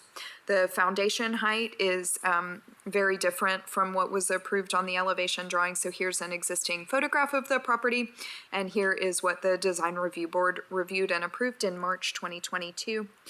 The front porch foundation and design is different from what was approved. It was shown as an enclosed foundation resting on the grade instead of an elevated, open sort of deck style foundation that was built, and you can see that. And then the more finished products here along the block. The front porch column design is different. You can see in the as-built, these are just square posts as opposed to the craftsman style designs that were approved by the board. The front door placement was flipped from the approved drawings. There are side elevation windows that were not installed as shown. And then the rear door and windows were flipped from the approved drawings. And then there's a facade elevation, a facade gable window detail that's currently omitted on the house and then on the comparable designs of the block. So this is an opportunity really for some discussion about enforcement, but then, follow-up elements here too. So these two buildings, 3413 and 15 Gap Road, and I can go ahead and show you guys 3415 as well, recognizing that we will need another separate vote on this. So, sorry. 3415, here's the elevation drawings. Some of the variations here include that foundation height, the front porch foundation, the front porch design. So here it was shown as a partial width shed roof porch supported by 2 columns, but as built, the porch extends the full length of the facade. The side elevation windows and then the siding design differ from there. So these are 2 houses, but there were 5 other houses that were submitted and reviewed in this process. The 3413 and 3415 Gap Road were reviewed and approved by the board in 2022. Planning staff reviewed and stamped the final elevation drawings when the plans review and inspections didn't have a digital permitting system. We would actually provide a hard copy stamp on these final elevation drawings so those could be used in the field. We stamped those in April 2022. So by spring 2023, at least 5 of these houses were completed, received certificates of occupancy, and several have been sold. At this time, plans review and inspection staff didn't identify any discrepancies with the COAs or notify planning staff of the issues. In August 2023, field inspectors did identify discrepancies with the COAs for these 2 houses. The 3413 Gap Road, as we can see here, it hasn't received siding or porch finishes. And then 3415 is relatively complete and received a failed inspection. So here we're in this instance where we're reviewing design elements such as significant changes in foundation heights when these foundations have already been poured, window locations when the fenestrations have already been framed out, and porch details is challenging. It creates unnecessary delays and expense for the applicants. And then additionally, in the opinion of staff, when 5 adjacent houses have similar discrepancies, they've already been completed and sold, modifying minor design elements on 2 of them has somewhat of a negligible effect on the streetscape as built.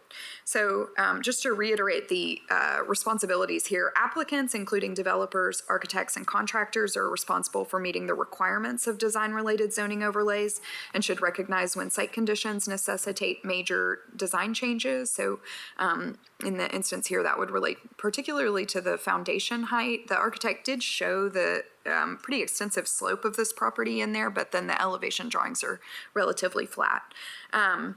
When site conditions necessitate major design changes, staff should be informed to avoid after-the-fact reviews. And then on the enforcement side, city plans review and inspection staff are responsible for enforcing the zoning code. That includes design-related overlays. Planning staff review these drawings that are submitted for permitting, and so the field text should include review of the COAs, the site plan and elevation drawings to ensure what is built complies with the zoning code and design guidelines. So really the staff recommendation here, this is a discussion sort of thing, discussing a path forward for enforcement, and then the board should identify if there are any changes that should be made to bring these 2 houses into compliance with the COAs issued in March. Thank you for that, Lindsay. That's a lot to unpack. Would the applicant like to speak? And please state your name and address. Hi, I'm Amber Culpepper. I am the owner and also the GC. So I take full responsibility. It is not my foreman. It is not my architect. It is not the city inspectors in my eyes. It's me. And on this project, yes, the site plan was wrong. And my biggest concern, I failed you guys. I mean, I did. My biggest concern moving forward was do it to code, do everything right, build it correctly. And so regarding the porch, when it was smaller, I'm like, nobody's going to use this porch. Based on the elevation, it's not usable. So let's extend this over and make sure we build it the way we need to be built. So to you, I am sorry. My inspectors have made it very clear to me that they're in a hot water, and it is my fault. It is not theirs. It is mine. So I'm falling on the sword. I want to make this right. I've done other infill homes before, and I don't know how I dropped the ball so badly, but we have sat down as a team. And as far as the staff recommendations, that will absolutely be part of our blown up blueprints, and not just in the packet. So I built the homes, what I thought would be when we came to different situations, when, for example, the driveways were not very usable and they were so tight, we had to put a curb on them. and that took up some of the width.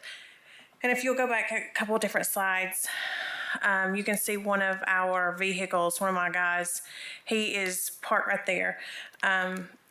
If you actually finish the grade work and you put the driveway in, there's no room for a bay window on those sides. It's just too close, especially after you have anything going up and down through there. So again, I did not even think to bring it to you guys. I was on the job and I was just like, it doesn't make sense. Like, we're way too close. People are going to hit it from the other one. Let's admit it. And I completely failed on this project to come back to you guys and say, I'm changing this. Are you okay with it? And here's why. And quite honestly, it was a timing thing. I had to make a decision and I had to keep my guys working and I didn't think about the process. So I do apologize. Well, thank you for your directness and honesty about that. I'd like to open it up to any comments from the board. I've got a couple that relate to some precedent we had in the neighborhood on Delaware. It has been many years ago. I can't remember if Lindsay was involved at that time, but we had a person build a house on Delaware that he built much higher than had been approved, and it went through considerable re-reviews and debates, and in the end, we made him lower the house. He brought in a house mover, picked up the house, took 2 courses of block off, and set it back down. I don't know that that's an option here. We did look at other options on this previous one that might help here, and that is to do what they historically did in neighborhoods that are steep like this, and that is a retaining wall and concrete steps that come up through the retaining wall from the street or from your driveway in a way that makes the yard closer to the house, and you address the street with a retaining wall with formal steps that lead to the house. And that might be, I know retaining walls are not cheap, but it'd be cheaper than trying to lower the whole house or tear it down and start over. True, and we are on that design on the right side. We're at 7 feet from the property line. On the left side with the driveways, if we tried to put in a retaining wall there, you wouldn't have a driveway. Not wide enough to meet for a car to be able to access and go up it. It's a very narrow lot. Well, I'd bring the retaining wall out in line with the sidewall of the house. So it just extends your foundation wall forward. Okay, understand. To do something about that. I'm a little surprised that structural would allow that much unsupported column in height as well. So I have other concerns about that in addition to the appearance part, which is more our charge. I don't really have an issue with enlarging the porch and the notion that with it way up there in the sky, it wasn't very usable as a small one. It's more like a deck in the mountains now. The construction of the others is, Lindsay, the variations and things that have not quite met the guidelines does give us an issue with just how do we enforce what we ruled here. And on infill housing, even more so than the Design Review Board, I believe it has, we have the ability to vary things and enforce by code. So it is a codified, is that right, Christine? Yes, the board acting in the infill capacity does have the ability to grant variances, that's true. So, and enforce our things. I always have to back up and applaud people building in these difficult places and these neighborhoods that aren't. So I would, with that, would leave it to try to find a way to mitigate these two through retaining walls and other ways to lower the apparent height of the buildings. It looks possible on this one that it could be lowered a block row or two, and we have enforced that in the past. So I'm not sure how to move forward other than possibly resubmittals from you guys to staff, and if they aren't comfortable with approval, bringing it back to the committee in the next meeting. Were these required to be visitable? Yes, and it is from the back side.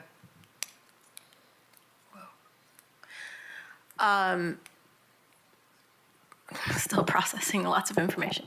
I like what Perry said about the retaining wall idea because I think that at this stage of development, it seems unreasonable to me to ask you to reconstruct the structure, meaning lowering the height. But I do think making the foundation height more street friendly, pedestrian friendly, visually makes sense, is the priority rather than trying to reconfigure the whole thing at this point. That seems unreasonable to me. Are there still no sidewalks? Are there still no sidewalks on the street? No sidewalks. It's a very dangerous hill. It's a very... So there's kind of like a pseudo sidewalk. Those are those sidewalks up to each individual house, but they don't intentionally connect in front of the porches. Okay. Oh, I see. Yeah. Yeah. My first thought was, you see sometimes some houses that are on hills that have this elevated front porch, and I am glad you made the porches bigger. But and then the big problem is that it's not enclosed underneath, and so you get this weird space underneath the porch. And so my thought was if there was a way to enclose that and possibly do what you would normally see as the decorative venting under there to give some texture to it, that might be a good way to pull that back into something that feels more appropriate and more in conformance with what you had before. I mean, I'm a little tempted to try to see this as if, like the columns are different, right? That's what we approved. Would we approve these now? We probably would. They might need to be a little thicker. The two houses right next to us, they're also in infill, and they have the 6x6 columns as well. And so that's just what I went with. I mean, that's what I was on the plans, and as far as a comment on there. And I just wanted it to be able to maintain the structural integrity longer. So that's why I did wrap them. It just trying to do the right thing, and I did the wrong thing. Yeah, as Lindsay has pulled up, the approved columns had masonry bases and slope and tapered craftsman uppers. I have a question about the windows. I think it's kind of obvious what sort of happened with the foundation situation. The site plan and the elevations clearly are not coordinated. So that's a separate issue. But why are some of the windows not in the right place? That seems like an easier fix. Whenever we had to move some of the windows, it started on the top. There wasn't enough wall space for furniture or to be able to access and be able to divide. Because when you walk in the front door, it's just a shot back, and you have your dining room and then your kitchen. So to actually be able to lay out the living room and have it to be family friendly with furniture, we had to move them around a little bit. I know you said it's not the architects. I know you're taking full responsibility, but what involvement did the actual designer have in this post giving you a set of drawings? Was there any sort of construction administration they were involved in?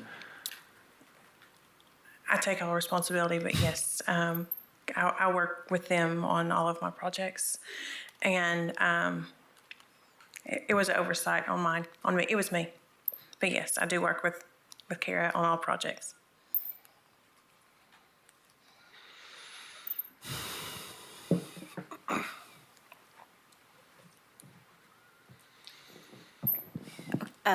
I know that you already said this, Lindsay, but just to help us understand, what are we trying to achieve? Because these are distinctly different from the COAs, the options here are an after-the-fact approval or approval with conditions that changes are made to bring these into the guidelines, or there is the capacity for denial, as Perry has referenced there. I was not familiar with that one on Delaware, but there have been more extreme circumstances where things are denied after the fact. So for their inspections to be closed out, ultimately they need to have a COA that aligns with the drawings, or that aligns with what is built. Okay, and so is it at this point, like from a Peters department perspective, are there code issues that are still left to be resolved?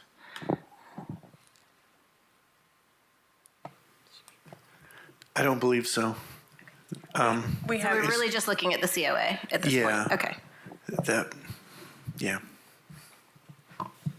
But what Lindsay started with too is about, I mean, this maybe not is the platform for the discussion, but it is a important discussion about inspection and accountability of a COA throughout the life of the project. Because I see every day driving down the streets of Oakwood Lincoln Park, houses that we approve that don't look like what we approved, but given what they are, I'm like, that's not a battle to fight. It always goes in my head is who's holding the piece of paper that has the drawing on it and saying that doesn't look like it. Why are you doing that, Mr. Contractor, Mrs. Contractor? So that's just a statement, less of a question or anything. Do you have any ideas on how you could bring this into something that you feel would conform with the original design intent? My name is Jonathan Novak, the foreman on the project.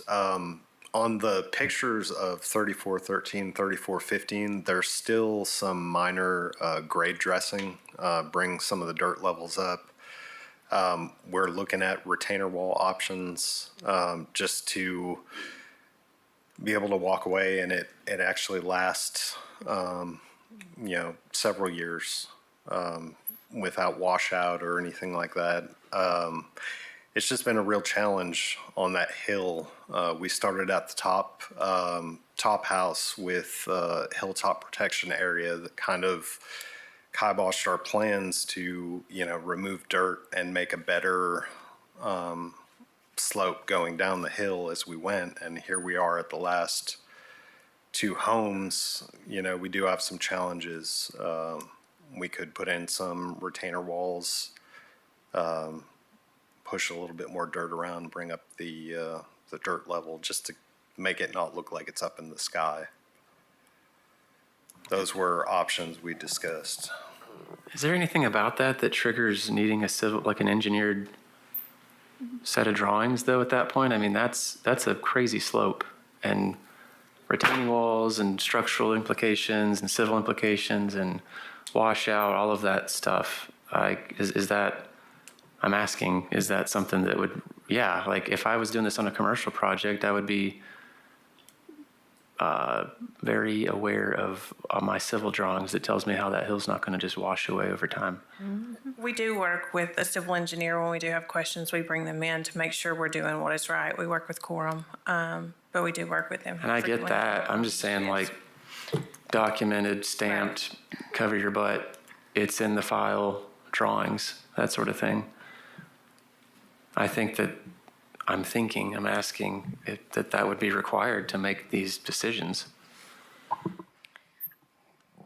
I am trying to put together a motion in my mind. I'm going to take a stab at it, but I am certainly open to suggestions. I'd like to make a motion, unless there's any more comment or discussion. Okay. That we postpone approval and ask that you come back with a proposed solution that addresses the foundation and the front elevation specifically, that's the priority, and we'll take it from there. But I think, I'm not going to elaborate because I don't want the motion to get too long. When you say front elevation, you mean just generally you mean the materiality, and I mean not the material, but the how the materials are put on. How the building is addressing the site on the front side. Right. Slope. I mean, mainly at the lowest level. Are you talking about the upper levels, door entry above the porch? I'm talking about the porch down to the ground. Okay, that's what I was thinking. Okay. Yeah. If I do, just a question, because I'm thinking about keeping my guys employed and moving forward and being able to maintain, the constant flow of business. Would it be something where I do work with the engineer, get them stamped, get it approved, and maybe staff approve it? So it's just a delay that I'm worried about for my people, and having work every day, and rather than saying go home for 3 weeks. But your site work contractor still isn't on site, is he? I'm sorry. Your site work contractor that would do this work, he's still not on site. You'll have to bring him back. I run equipment, and my. You self-perform? I'm sorry. You self-perform the work? Not all of it, no. When it's above my level, then no, I bring in a guy from Morristown. Yeah, these retaining walls will definitely have to be engineered and stamped Yes. to be approved by plans review. And, I sort of hear what you're saying. You'd like to continue work on this one. I'm just wondering whether we should hold a stop work on this. I am still not convinced it can't be lowered 2 blocks. We've done that before. House movers can pick up a house, no problem. You knock 2 rows of blocks off and you set it back down. And that's just part of not building what was approved. I have a bit of information to the idea of knocking blocks off on the right side where the driveway goes up against the house. If we knock 2 blocks off, the driveway would actually be above the block line. Yeah. And, not being out there with a transit and seeing the grades, I can't tell if that's an option at this point. Just from these 2 photos, it appears that this one could come down with a little lowering of the driveway here as well, which would get you some dirt to fill behind that retaining wall. Well, I'm sorry. I didn't mean to interrupt. Oh, no, that was it. I was going to say, the majority of the work, it looks like you've got the exterior skin of the building and you have probably all your drywall plumbing. I don't know how far along you are.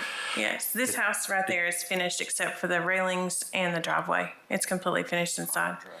And final dress. On the other house, the drywall was delivered today for install tomorrow. So what we're discussing is not the interior and the exterior skin of the building too much. It is how that porch meets the ground, correct?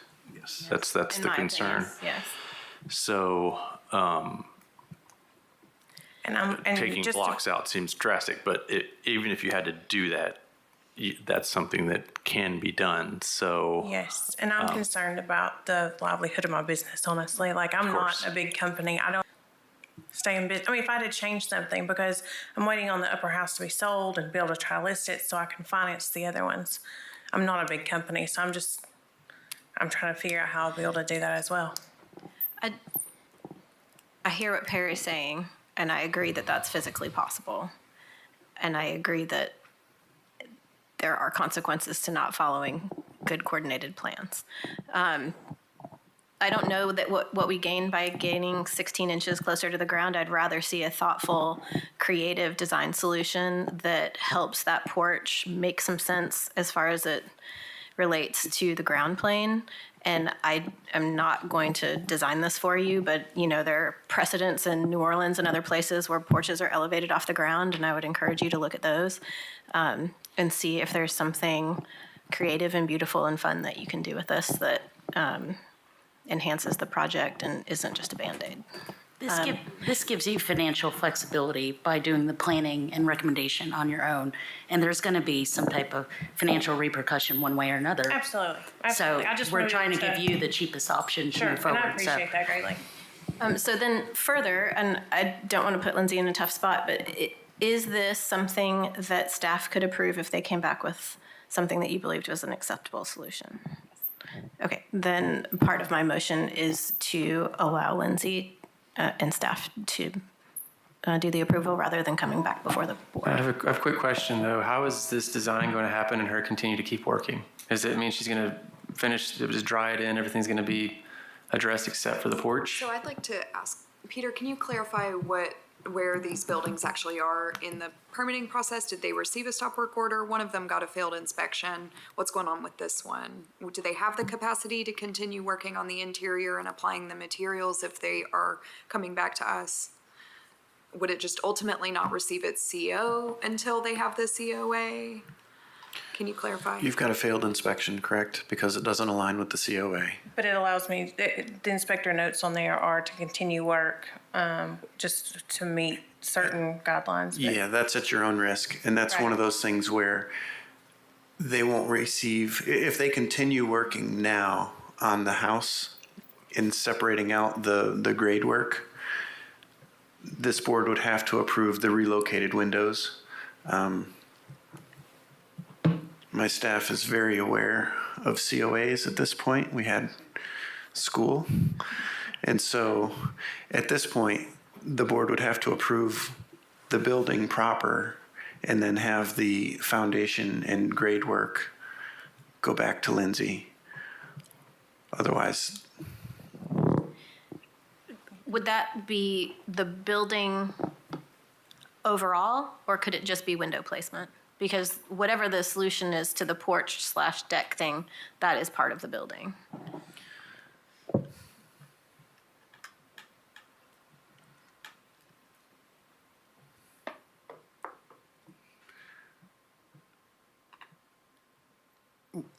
I think we need to identify what's not in compliance with the COA. It's the windows, it's the columns, it's the porch, and the driveway. I didn't realize the driveway was out of compliance. So I think you need to identify what you want changed from what they have to go back to Lindsay, and then if there's other items that are out of compliance, ultimately this board will either have to approve it, or if they don't, then you're kind of out of luck. So basically, we could approve the change in windows and placement and the column nonconformity, and then require the foundation and site to come back.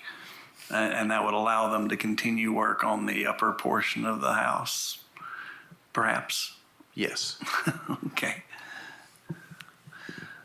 Yeah, and as I sort of stated earlier, in terms of putting the onus on Lindsay too, is that if what comes back is still, if she's not comfortable with that, that then she can bring it back to the board as a whole if you want backup on that. Okay. Okay, I'm going to try this again. With the intent that you can continue to work on the house itself, my motion is to approve the existing window location, approve the columns as they're shown in this picture, and require you to resubmit a design for the front porch and foundation and grading that is compatible with the guidelines that Lindsay can approve. Second. Suzanne, you said that leave the columns like they're shown in that photograph? That photograph? I think wrap them like that, Yeah. Yeah. as they're intended. Well, the picture she was showing, they were bare wood. So. That's good clarification, as they're shown in the drawings and able to be completed. You mean shown as completed on the other The houses? white ones. Yes, thank you. It didn't exist. Okay, so we have a motion, and we have a modification to the motion to clarify the columns, and we have, Lara, would you like to Oh, my God. Second. Yeah, just for Dallas and my clarification, we just want to make sure that this is not going to be a postponement. This is just 2 corrective approvals for the window placement and the columns, and then the resubmission is going to Lindsay at the applicant's pace. Yes, and that, I should also clarify, includes the driveway, since that was non-conforming as well. The approval of the existing driveway, or going to Lindsay? Going to Lindsay, that's included in the grading strategy. Okay.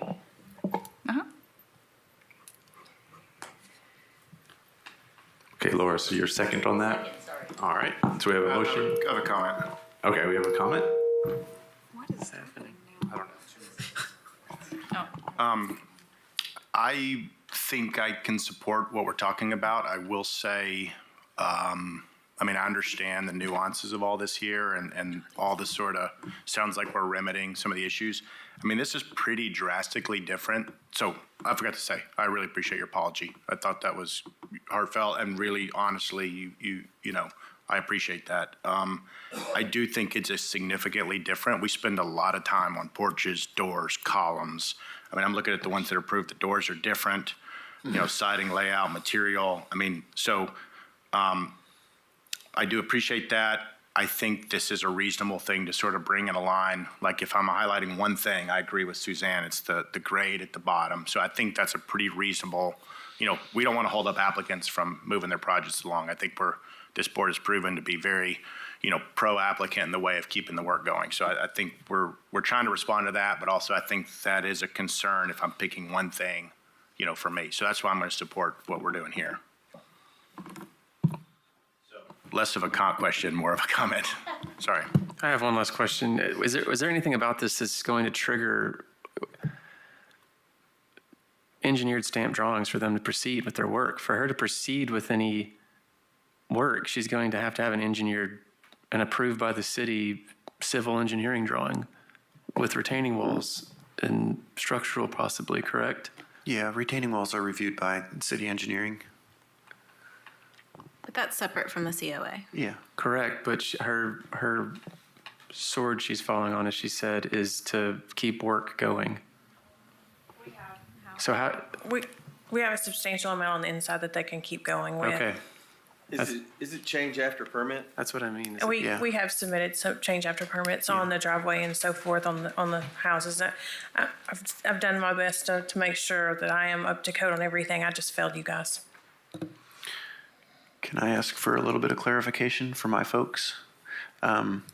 Looking at the approved COA, there's additional windows up in the gable end, and doors are very specific. Are we making any changes to those, or are we requiring them to go and install those windows, as you see in the gable, and install very specific doors? Yeah, and so I can, just for Suzanne who made this motion, there is a description of work in the staff report that breaks down all of these different elements that you might want to refer to. But you can also frame your motion to, well, I'm not going to make a suggestion on the motion, but the elements that differ from what was built are broken down there in that description of work.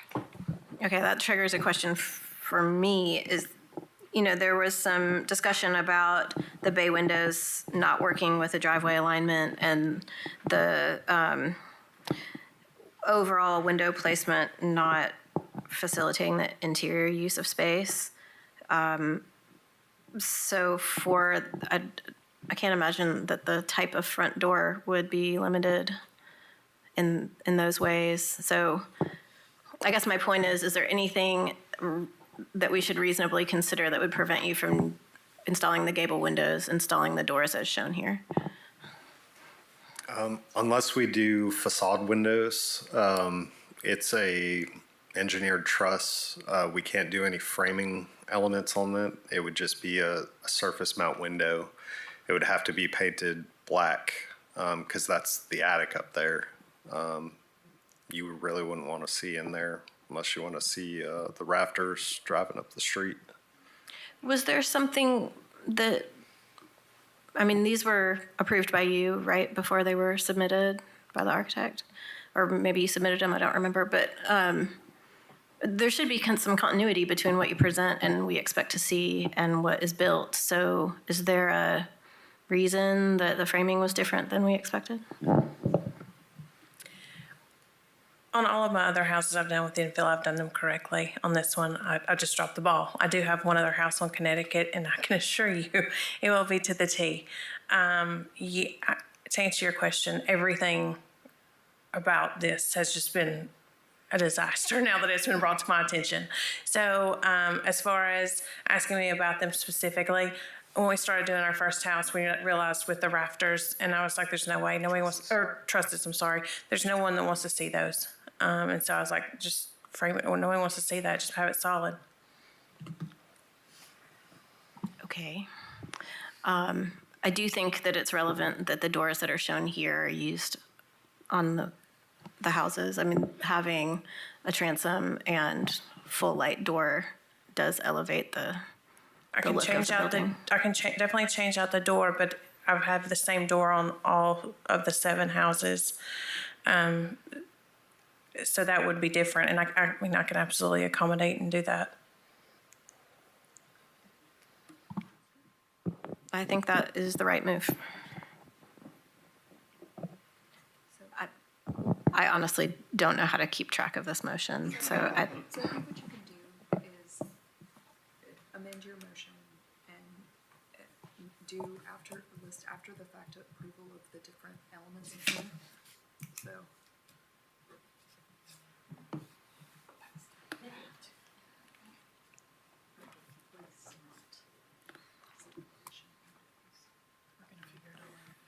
And then you can speak to the same thing. I had an entire paper. I have so far for use, subject to them being able to continue work. Motion to approve the existing window placement, existing columns on the other houses that are completed. Recement porch foundation grading to Lindsay, recement driveway to Lindsay, and then whatever she has here, so. I guess that's the point that I don't understand what. Oh, this part? Yeah. And I think that we should go out after. Change other than the door. For the rest of the board, I think it's going to be very important that my staff understands what deviations we have. Yeah, I think we should just approve. Because unfortunately, they're probably going to be looking extremely closely. Not unfortunately, they will be. As a stopgap here, yeah, As shown. Okay. In the original approval. yes. As they're figuring stuff out, we brought in all of the inspectors. We had a zoning 101 class with them to where they're looking for the height. It's not an excuse. There's a lot of work in the city of Knoxville, and I don't have enough staff, but now they understand that they have to look at window heights. They have to look at every detail on these elevations. And when it's not, they throw the flag on the field and they say, go talk to planning. And so Certificate of appropriateness, and then. it's always going to be an issue because we go out, we look at footings. I'm not sure we look at foundations until we are out there for the framing inspection of the house. And so there's going to be a lot of work that's performed. Moving forward, I will tell them, don't let them keep working. They have to go back because you kept working, and they probably identified these at the frame inspection, at the rough-in inspection. And at this point, it's probably got insulation, you've got drywall hung. They've kept going, which makes it harder for you, board members, to make them go back and change it versus if they had stopped, yeah, move the windows back where they need to be. You haven't drywalled, you haven't started, well, you haven't continued.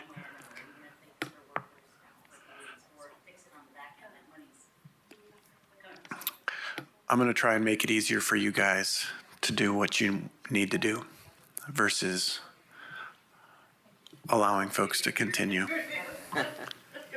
I appreciate that, Peter, because like I said, I see every single infill house in Oakwood Lincoln Park, and there's always a little bit of tweak to it. I'm like, I don't remember seeing that. And again, it's small potatoes, given. But I also ask myself, like, at what point does an inspector look at it? What are they looking for? So I'm glad to hear that there has been that education moment.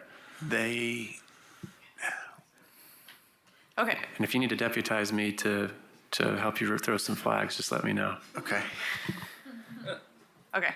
So I think we've got it worked out. So I'm going to read this, and if Suzanne agrees, she's going to just say so moved at the end. So I believe the motion's intent is subject to the applicant's ability to continue to work on the project. There's a motion to approve part 1 for Dallas's sake. The existing window placement as built.